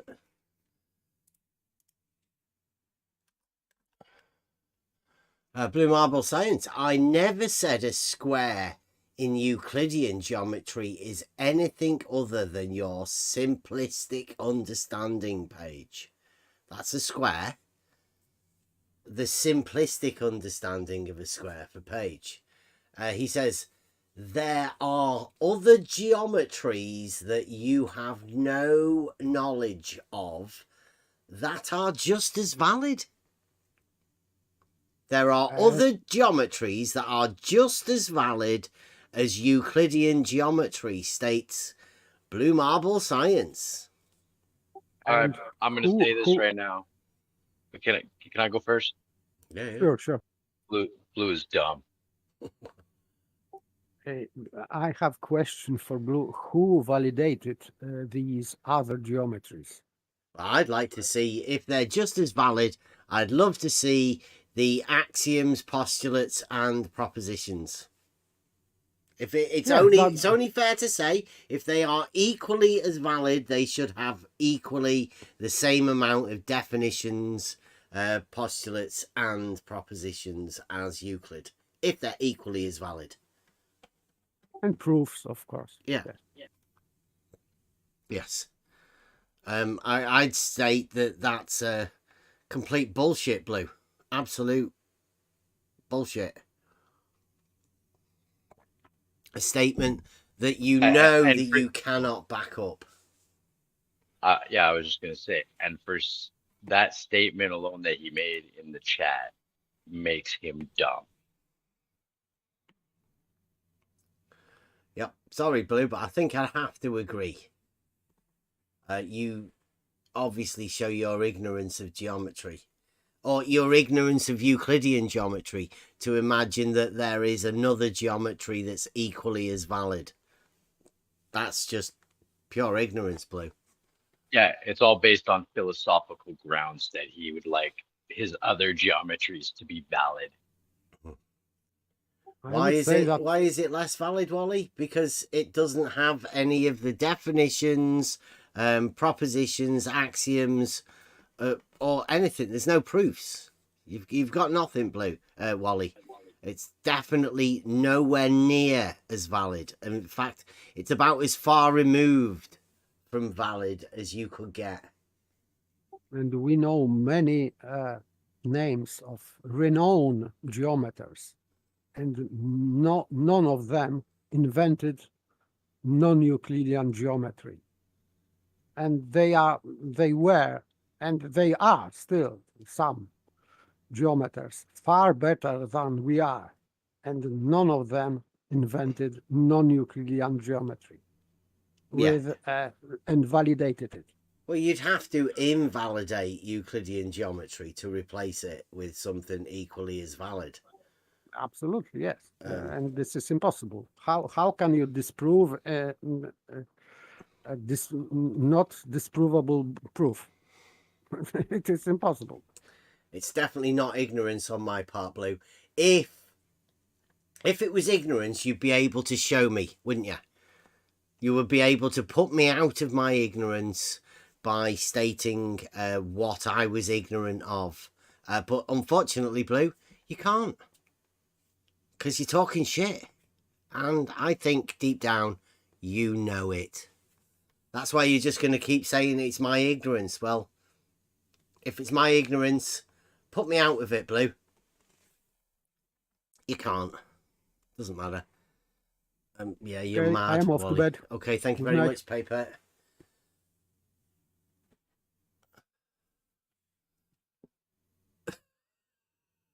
Telescopes point at target. You're not using spherical geometry, Wally, by looking at a fucking light in the sky with a telescope. Don't imagine that sort of stuff, because it's not happening, Blue, Wally. or blue. That's the on the Bedford level. YouTube, is it? No, it's in level. It's in level. It's horizontal. Text Okay. thing. Let me go there. And the GIF is basically zooming backwards and forwards up the Bedford levels. Yes, I remember that. Yeah, but what that was meant to show, I've no idea. Although of course that is looking the opposite direction from which Wallace and That's correct. see that and Robotham they looked the They looked the other way, did they?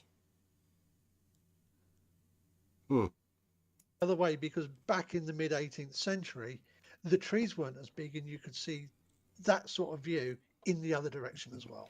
Yes, I'm just. Farmer's boy said this is clearly going nowhere from the off. Yeah, yeah, yeah.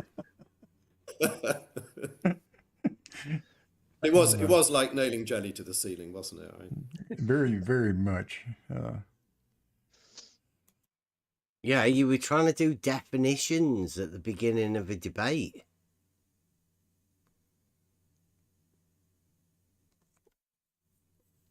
And Wally doesn't know how to spell night.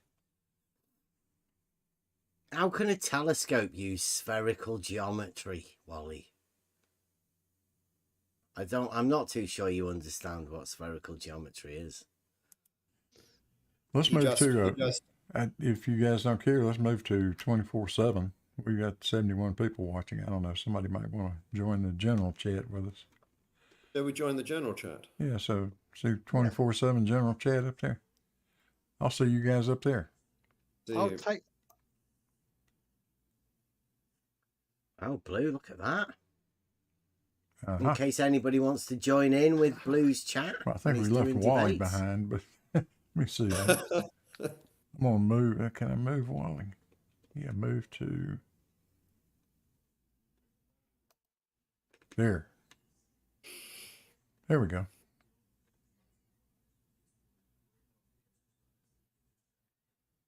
And there's Farmers. Hello. I'd like to say that was a productive 50 minutes, but that made me a liar. Yeah, it's. No, it was not. It was not entirely productive. My fault. I think Mickey knew exactly where it was going. And at one point, I thought he was actually going to describe Rumpus's test. Yes. But wow. At one point, he was going to describe Rumpus's test. Can anybody describe Rumpus's test? Has Rumpus ever talked about his test? Has Rumpus ever put a video out about his test? Does anybody know what Rumpus's test is? Does anybody know who Rumpus is? He wants to put himself alongside Wallace, but nobody knows what he's doing.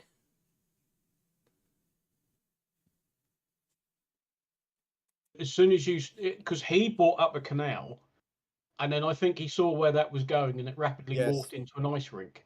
It morphed into an ice rink. Yeah. What's up with the canal? What does Farmer's Boy think that's up with the canal?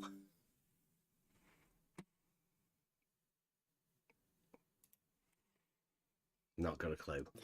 But at one point, he definitely said, "I said, well, you are assuming that the surface of the ice, once frozen, will be planar." He ducked and dived a bit, but he did say, yeah.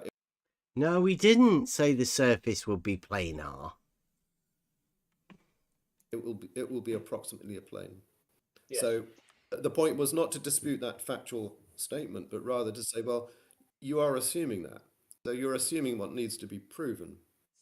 Then he went back to, well, are the poles the same length? Yeah. He said, what needs to be proven? Why does it need to be proven? Let's just listen to that again. Will be planar. He ducked and dived a bit, but he did say, yeah, it will be approximately a plane.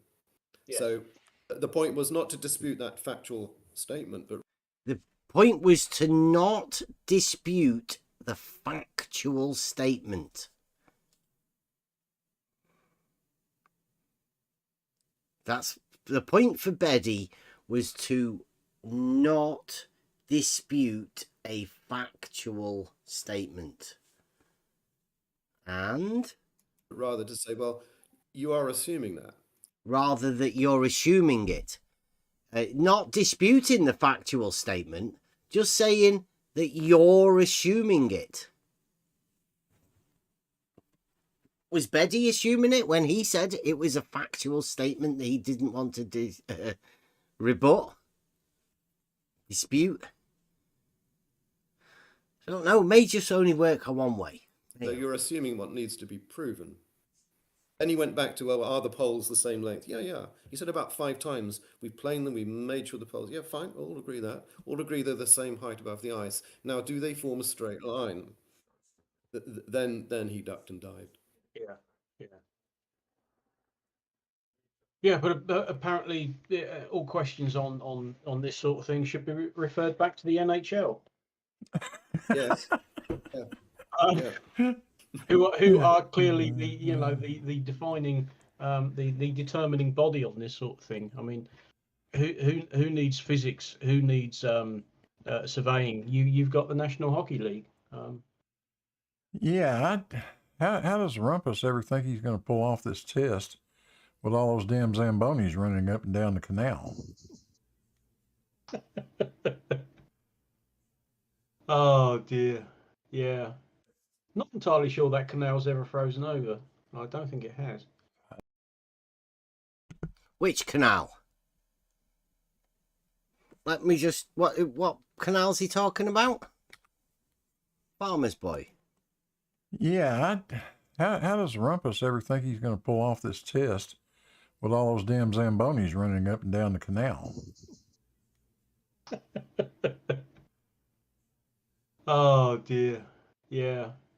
Not entirely sure that canal's ever frozen over. I don't think it has. I doubt it. Oh, it must have done.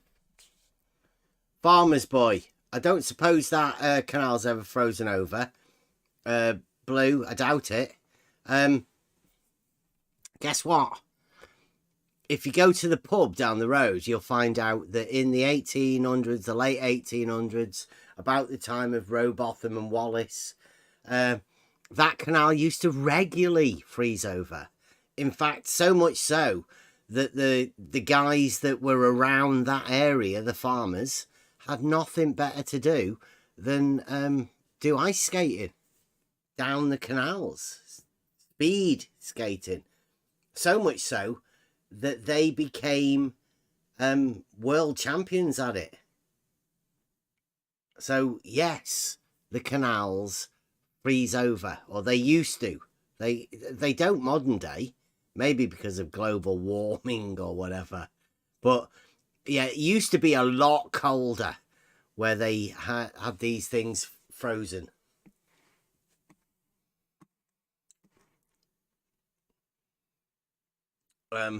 Blue Marble Science has given us the postulates for 5 postulates for spherical geometry. There's no parallel lines, apparently. So, there's no squares for Blue Marble Science. I think that's what you were talking about earlier, Blue. That's what Paige was saying, wasn't it? No squares. You're all right with that? Anything, any shapes that have parallel lines, Blue Marble's going to get rid of them. That's good, Blue. Glad we're on the same page. Done at some point. Like 40, must have done in 39 and 45 because they were both hellish cold winters, and again in 62. Well, that must have been George Hanachik's mistake. He never used a Zamboni at all. Ah, yes, of course. Yep. Just, oh. Hello, Paul. Always Hello, blame Timbo. George. Hello, Terry. G'day. Hello. Good to see you guys.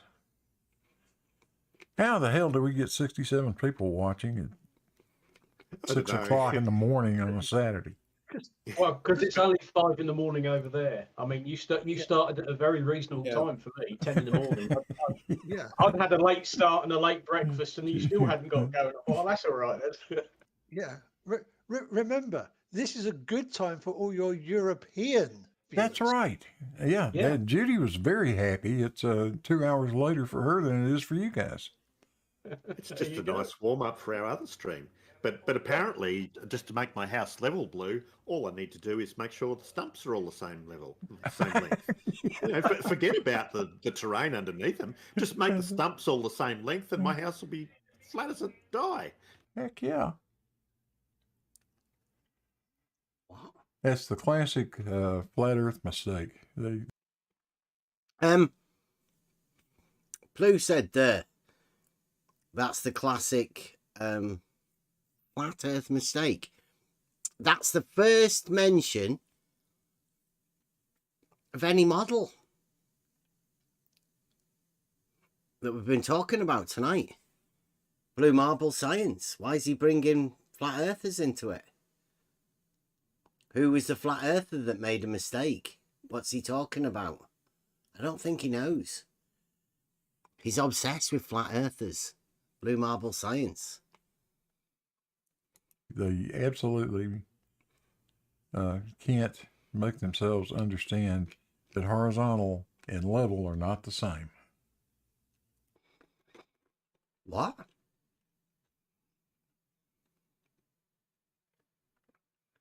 Flat earthers can't make themselves understand that level and horizontal are not the same? Why would they want to do that? And why is Blue Marble Science picking on flat earthers? I think he's obsessed with them. Something wrong with him. That's a mistake Mike makes. He's been making it. He keeps talking about horizontal being an elevation change. It is not. Horizontal being an elevation change. It's not.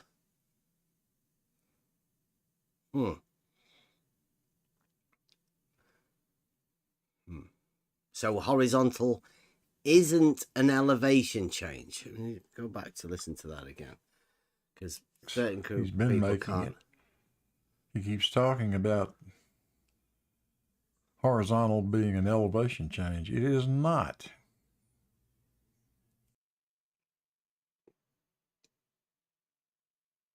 It's not an elevation change, Blue. Are you sure?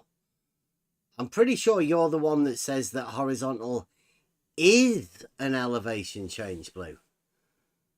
I'm pretty sure that I've heard Blue Marble Science say that horizontals do change in elevation, but now they don't change in elevation. Contradictory ideas, Blue. This is the problem that we have when we talk to Blue Marble scientists, particularly the people that are in the chat. The ones that we have in our chat are full of contradictions. Full of it. No. Well, you say that, but someone else said Mike could see which way it was going and changed it. So does that not suggest he can actually see?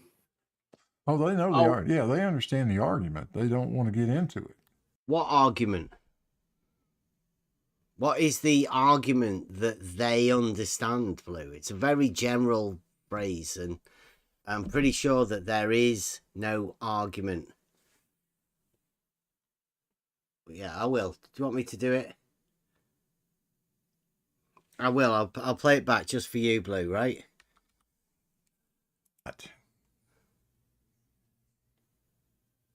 No. Well, you say that. Horizontal being an elevation change. It is not. Didn't Jesse say it drops away from the horizontal at 8 inches per mile squared?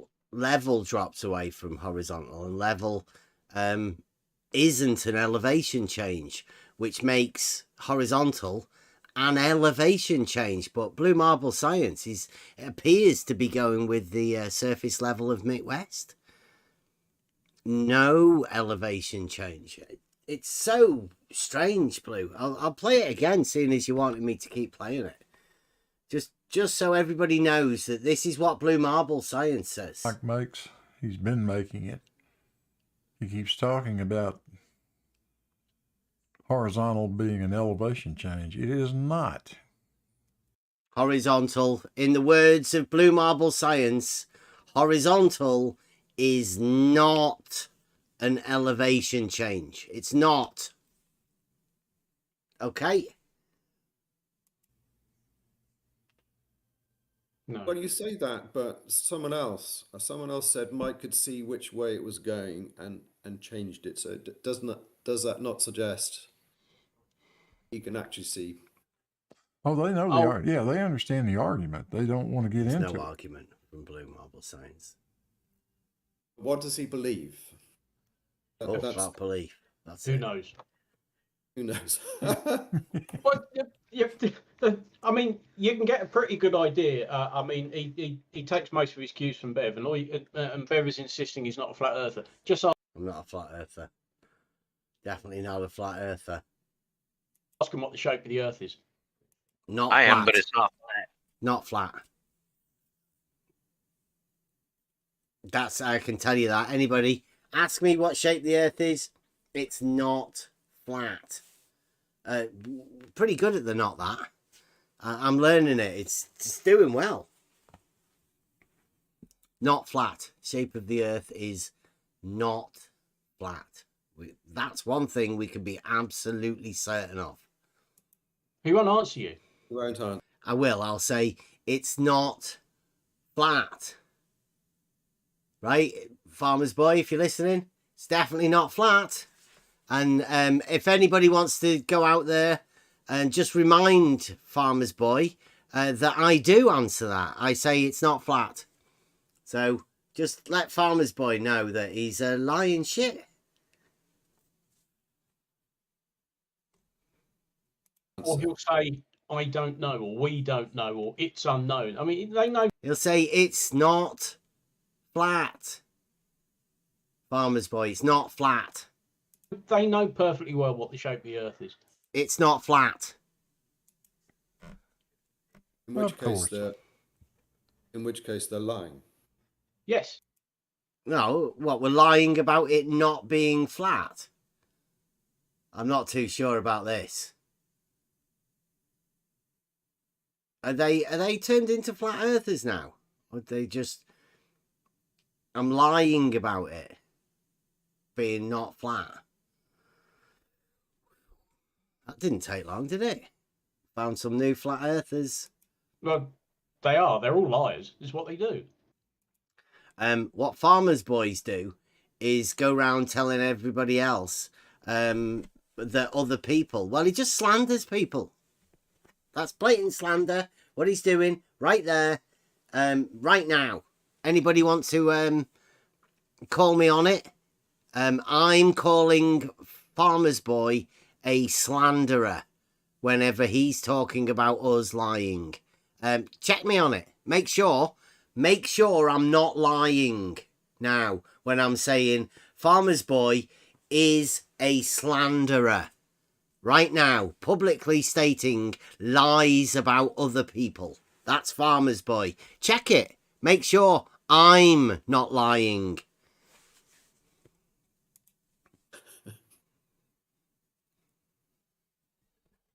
Prove me wrong. Prove me wrong. There you go. Prove me wrong. Farmer's Boy's just lied loads there, and he's asking people to prove him wrong. Well, I'll do it. The shape of the Earth is not flat. The Earth is not flat, Farmer's Boy. You've just lied. You've just been proven to be a liar, Farmer's Boy, and a slanderer. I thought with Mike was on good behavior. Mike did okay, I thought. He didn't lose it like he did with that pigeon the pigeon chess discussion. We did not have. In fact, I lost it twice, if you recall. You lost it twice. Yeah, but you'll notice that he said at the start the only rule he's got is don't insult me, and within mere moments of that, you know, he's basically inferring that everybody is a slob because he's the only one who's out and exercising. I don't think he said that. Farmer's boy again, misrepresenting. Typical farmer's boy. Yeah. You know, it's do as I say, not as I do.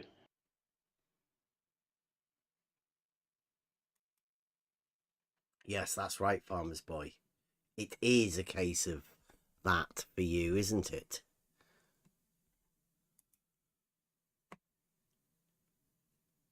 Silence. I think that's because everybody realises farmer's boy is full of shit. Unfortunately, I didn't get to. He held it up so well. I actually wanted to discuss this because. Let me get it up on screen. Hang on. Oh, here we go. Yeah, I wanted to see the rest. I was going to ask you if you'd show the rest of your slides. Might have to pause these. Go. Go. So let's go back to the propositions. We didn't even discuss the rocket thing. No. Whether things always. The rocket thing? Whether things always appear smaller and lower with distance. And let's go back to the moon. It's true, I did agree, yeah, things generally, things always look smaller with the distance, but do they always appear lower? Or rather, do things that appear lower, are they always more distant? And here you've got the moon, you can all see the moon clearly, you've got a hillside. Do something lower always mean more distant? I mean, it's so crazy.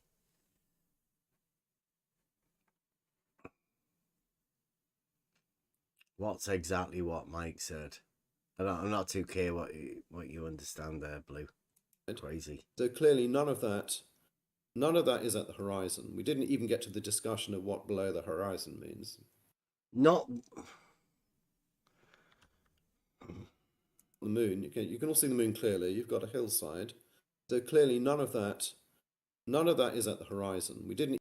None of that is at the horizon. What does he mean by that? Is it Betty getting mixed up between the plane of the horizon and the horizon? Just give you a quick brief example. The horizon is where the sky appears to meet the land. Is that in that picture? Yes, it is, isn't it? So that is the horizon. It just happens to be a topographic horizon.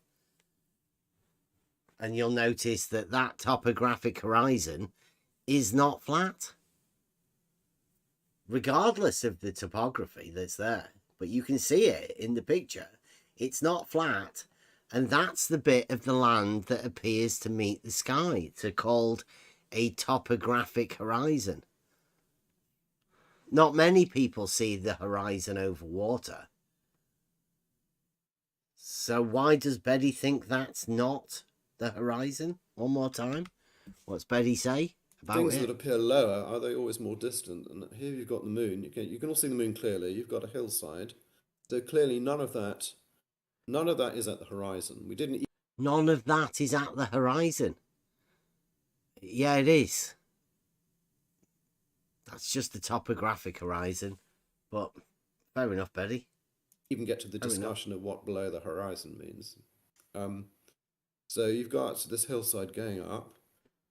The right hand side of the moon, the right hemisphere or quarter sphere, isn't it? Is all visible to you. The left hand side, the bottom left, is not visible. Now, if the Fluff explains the moonset and the sunset as the moon. If the Flurf explains, did he just say that? Listen to this. It's meant to be a educated man. Visible to you. The left hand side, the bottom left, is not visible. Now, if the flurf explains the moon. If the flurf explains, says Betty.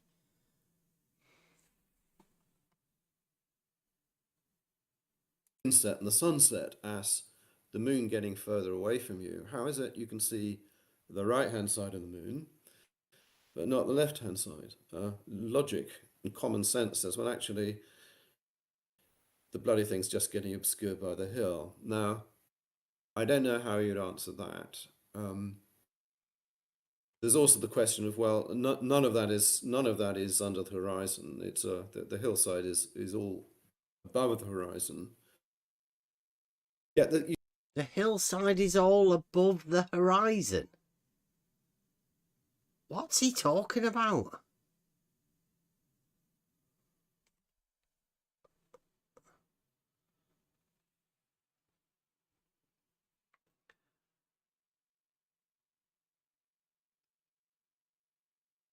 You starting off with ad homs. What are you ad homing for, Blue? Like, what's up with you?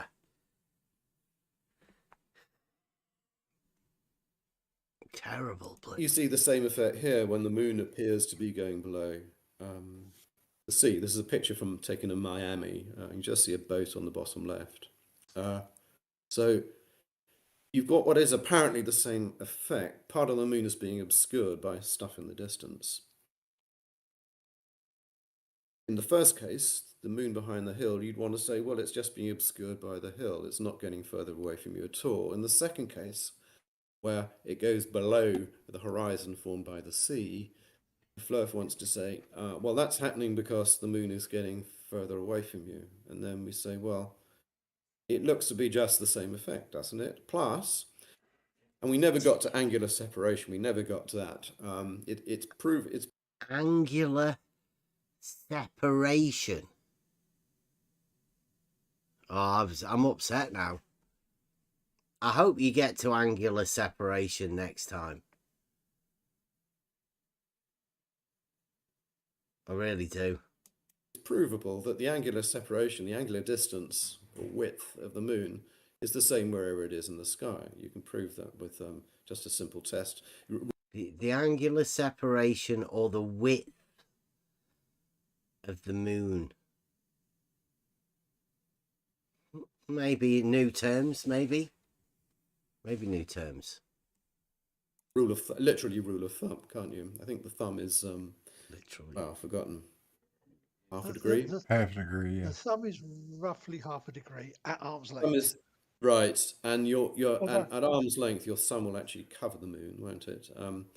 But you can form a little device like a catapult sort of sight, and you can a sort of fork. You can prove the moon is the same angular width wherever it is in the sky. Why is it its shape is not being deformed by setting? You know, that's what I wanted to ask him, but we never got that far, sadly. I never believed. Why are your moons upside down? Thank you. Who is that? Who's... No, it's the right way up. He's just Australian. Just excuse him.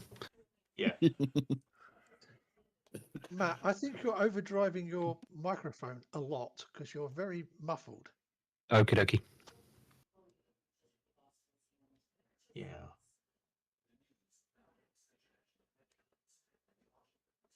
Yeah, so we never got that far. Defined Oh, angular by the way, separation. Sorry. You could have picked a photo of a telescopic site where the crosshair was actually pointing at the target. Yeah, you're a little low on that shot. Yeah, but Mike. Yeah. Really low and left. Yeah. Hey. So just so I understand, is it pointing too low or too high or what? It's too low. Too low. You're gonna hit the ground just in front of the target. Yeah, fine. That's fine. Maybe that's where he was aiming. Yeah. Oh yeah, maybe. Yeah, well, it obviously is where he's aiming. But he's putting a camera there in front of his eye. Could be a little Kentucky windage and Tennessee elevation going on there. Yeah, I was going to say, given it's zeroed for that distance, I mean, it could well be zeroed for much further out. And therefore he's having to aim low to get it to hit correctly. But Well, you get it to wiggle around a little bit, just sticking a camera up to it like that too. well, yeah, I mean, whenever I've done that, I've always had it set up on a bench rest. But then So the when you competition shoot these, required the rifle set up on the bench rest. so when you shoot these bloody things, you have to compensate for, first of all, the fact that the bullet will curve slightly under the influence of gravity, correct? So you have to make it a parabolic arc, yes. Right. And But of course, wind, and of course the drag of it going through the air. But if you have a laser, And the if you have a spin of it, laser, that will be Yeah, and perfectly the spin straight. drift. and And the Coriolis. Coriolis. Coriolis. But Hey, ballistics calculators have Coriolis in them. But where I regularly shoot at Bisley at 1,000 yards, Yeah, it's not gonna matter. the Coriolis effect is one click of the sights, whereas Oh, so he does have to adjust for Coriolis. One click. Alan, that is. So confirmed. Coriolis adjustment in the sights of scopes. One click. Over 1,000. on a windy day, meters. the wind is maybe 10 or 15 clicks of the sights. Right. Can I confuse you more? And what if it was a moving target? Well, then you're also predicting the motion and and aiming in front of the target's motion as well. Been there, done that. Where the target's With a going to rifle. be when the bullet gets there, right? Correct. Oh, so loud. Oh, well, it's still loud, is it? I don't understand why. Matt, Yeah. take your microphone out of your mouth. Yes. I don't understand why. Wow. Yeah, it is overdriving. It's always moving, that target, 15 degrees per hour. But not Oh, Timbo Turtle. 15 degrees per hour. relative, but not relative to the firearm. No.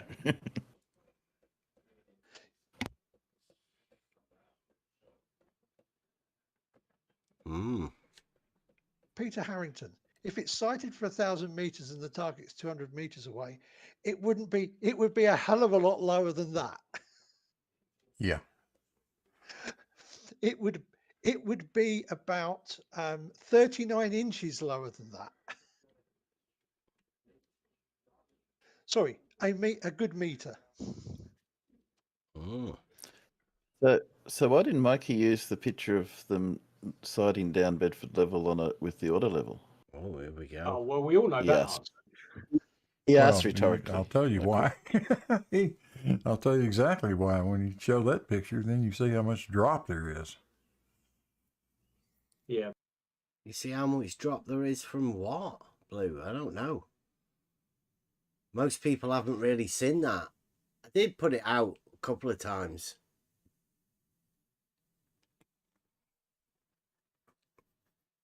I've got a picture. We don't need to go over that again, do we? I think we've been over it once. Do we need to go over this anymore? I've done 4 hours. Can two people both be below each other? We didn't think the debate would ever happen, and we were sort of right. The debate didn't happen because they couldn't get over definitions, and they weren't actually sure. Beddy wasn't sure what position he was taking. I think I know what position Mike was taking. Absolutely. That it's impossible for two people to be simultaneously below each other. What you need to do is sight rumpus poles. Unless you're measuring from a hump in the middle. Well, it goes up then, doesn't it? A quarter of the nutsack drop is measured as a rise in the center. Yeah, they're humpists. But Rumpus is doing, well, that's what we learned. Rumpus is doing 2 tests. He's doing the nutsack drop, just one way. Rumpus is only doing the Rumpus pole in one direction, which is a bit of a, well, I think he's only doing half of it. In order to do it ideally, you need to reciprocate these things, which is what we're going to do. We're going to show you. These guys can't do it. They can't even talk about it. They don't even know their own model. And we're going to show you. We'll be the ones to show you. Blue Marble Science, I don't know whether you've heard about him. He's set it up. He's got a friend called Chaiki. They've been imagining the drop of Blackpool Tower in the sites, and we're going to show you that it happens at Bedford, reciprocated. So is anybody Sim Rumpus? Anyone Sim Rumpus for a bit? I think he's done these. Jesse Kozlowski's called him, hasn't he? He's got the text message from Jesse Kozlowski, and he's had to do a one. Rumpus has done a Jesse. Thank you very much for watching. Now tomorrow, I think we're going to have to go over the ethics. We're going to have to start doing that, but I'm not too sure about doing it tomorrow. I think tomorrow we might actually go for the building the argument. The argument. Can I pick the Buster song? Yeah, oh yeah, we're having a Buster song now. Have you got one? Well, I like the one with the Charlie Chaplin. I'm in the mood for some bumping music. Okay. The Greatest Speech. Yeah. Charlie Chaplin. Thanks. Thank you very much. Bev. Yes, join us tomorrow. We will be going over building the argument, and the Rumpus test. We're going to go over that, sort it out tomorrow. Please join us. And thanks for watching. See you tomorrow. You have the love of humanity in your hearts. You don't hate, only the unloved hate. To those who can hear me, I say, do not despair. The misery that is now upon us is but the passing of greed, the bitterness of men who fear the way of human progress. The hate of men will pass, and dictators die, and the power they took from the people will return to the people. And so long as men die, liberty will never perish. Let us fight to free the world. Let us all unite. Don't give yourselves to these unnatural men, machine men with machine minds and machine hearts. Let us fight to free the world. Soldiers, don't give yourselves to brutes, men who despise you, enslave you, who regiment your lives, tell you what to do, what to think, or what to feel, who drill you, diet you, treat you like cattle, use you as cannon fodder. Don't give yourselves to these unnatural men with machine minds and machine hearts. You are not machines, you are not cattle, you are men. You are men. Let us fight to free the world. You have the love of humanity in your hearts. You don't hate, only the unloved hate, the unloved and the unnatural. Soldiers, don't fight for slavery, fight for liberty. In the 17th chapter of St. Luke it is written, the kingdom of God is within man, not one man nor a group of men, but in all men, in you. You, the people, have the power to create machines, the power to create happiness. You, the people, have the power to make this life free and beautiful, to make this life a wonderful adventure. Then in the name of democracy, let us use that power. Let us all unite. Let us fight for a new world. A decent world that will give men a chance to work, that will give youth a future and old age a security. By the promise of these things, brutes have risen to power, but they lie. They do not fulfill that promise. They never will. Dictators free themselves, but they enslave the people. Now let us fight to fulfill that promise. Let us fight to free the world. Let us fight to free the world. Let us fight for a world of reason. A world where science and progress will lead to all men's happiness. Soldiers, in the name of democracy, let us all unite. Let us fight to free the world. Let us all unite. Let us fight for a new world. You, the people, have the power. Let us all unite. Let us fight for a new world. In the 17th chapter of St. Luke it is written, the kingdom of God is within man, not one man nor a group of men, but in all men, in you. You, the people, have the power. You, the people, have the power to make this life free and beautiful, to make this life a wonderful adventure. By the promise of these things, brutes have risen to power, but they lie. They do not fulfill that promise. They never will. Let us fight to fulfill that promise. Let us fight to free the world. Let us fight to free the world. Let us fight for a world of reason, a world where science and progress will lead to all men's happiness. Soldiers, in the name of democracy, let us all unite.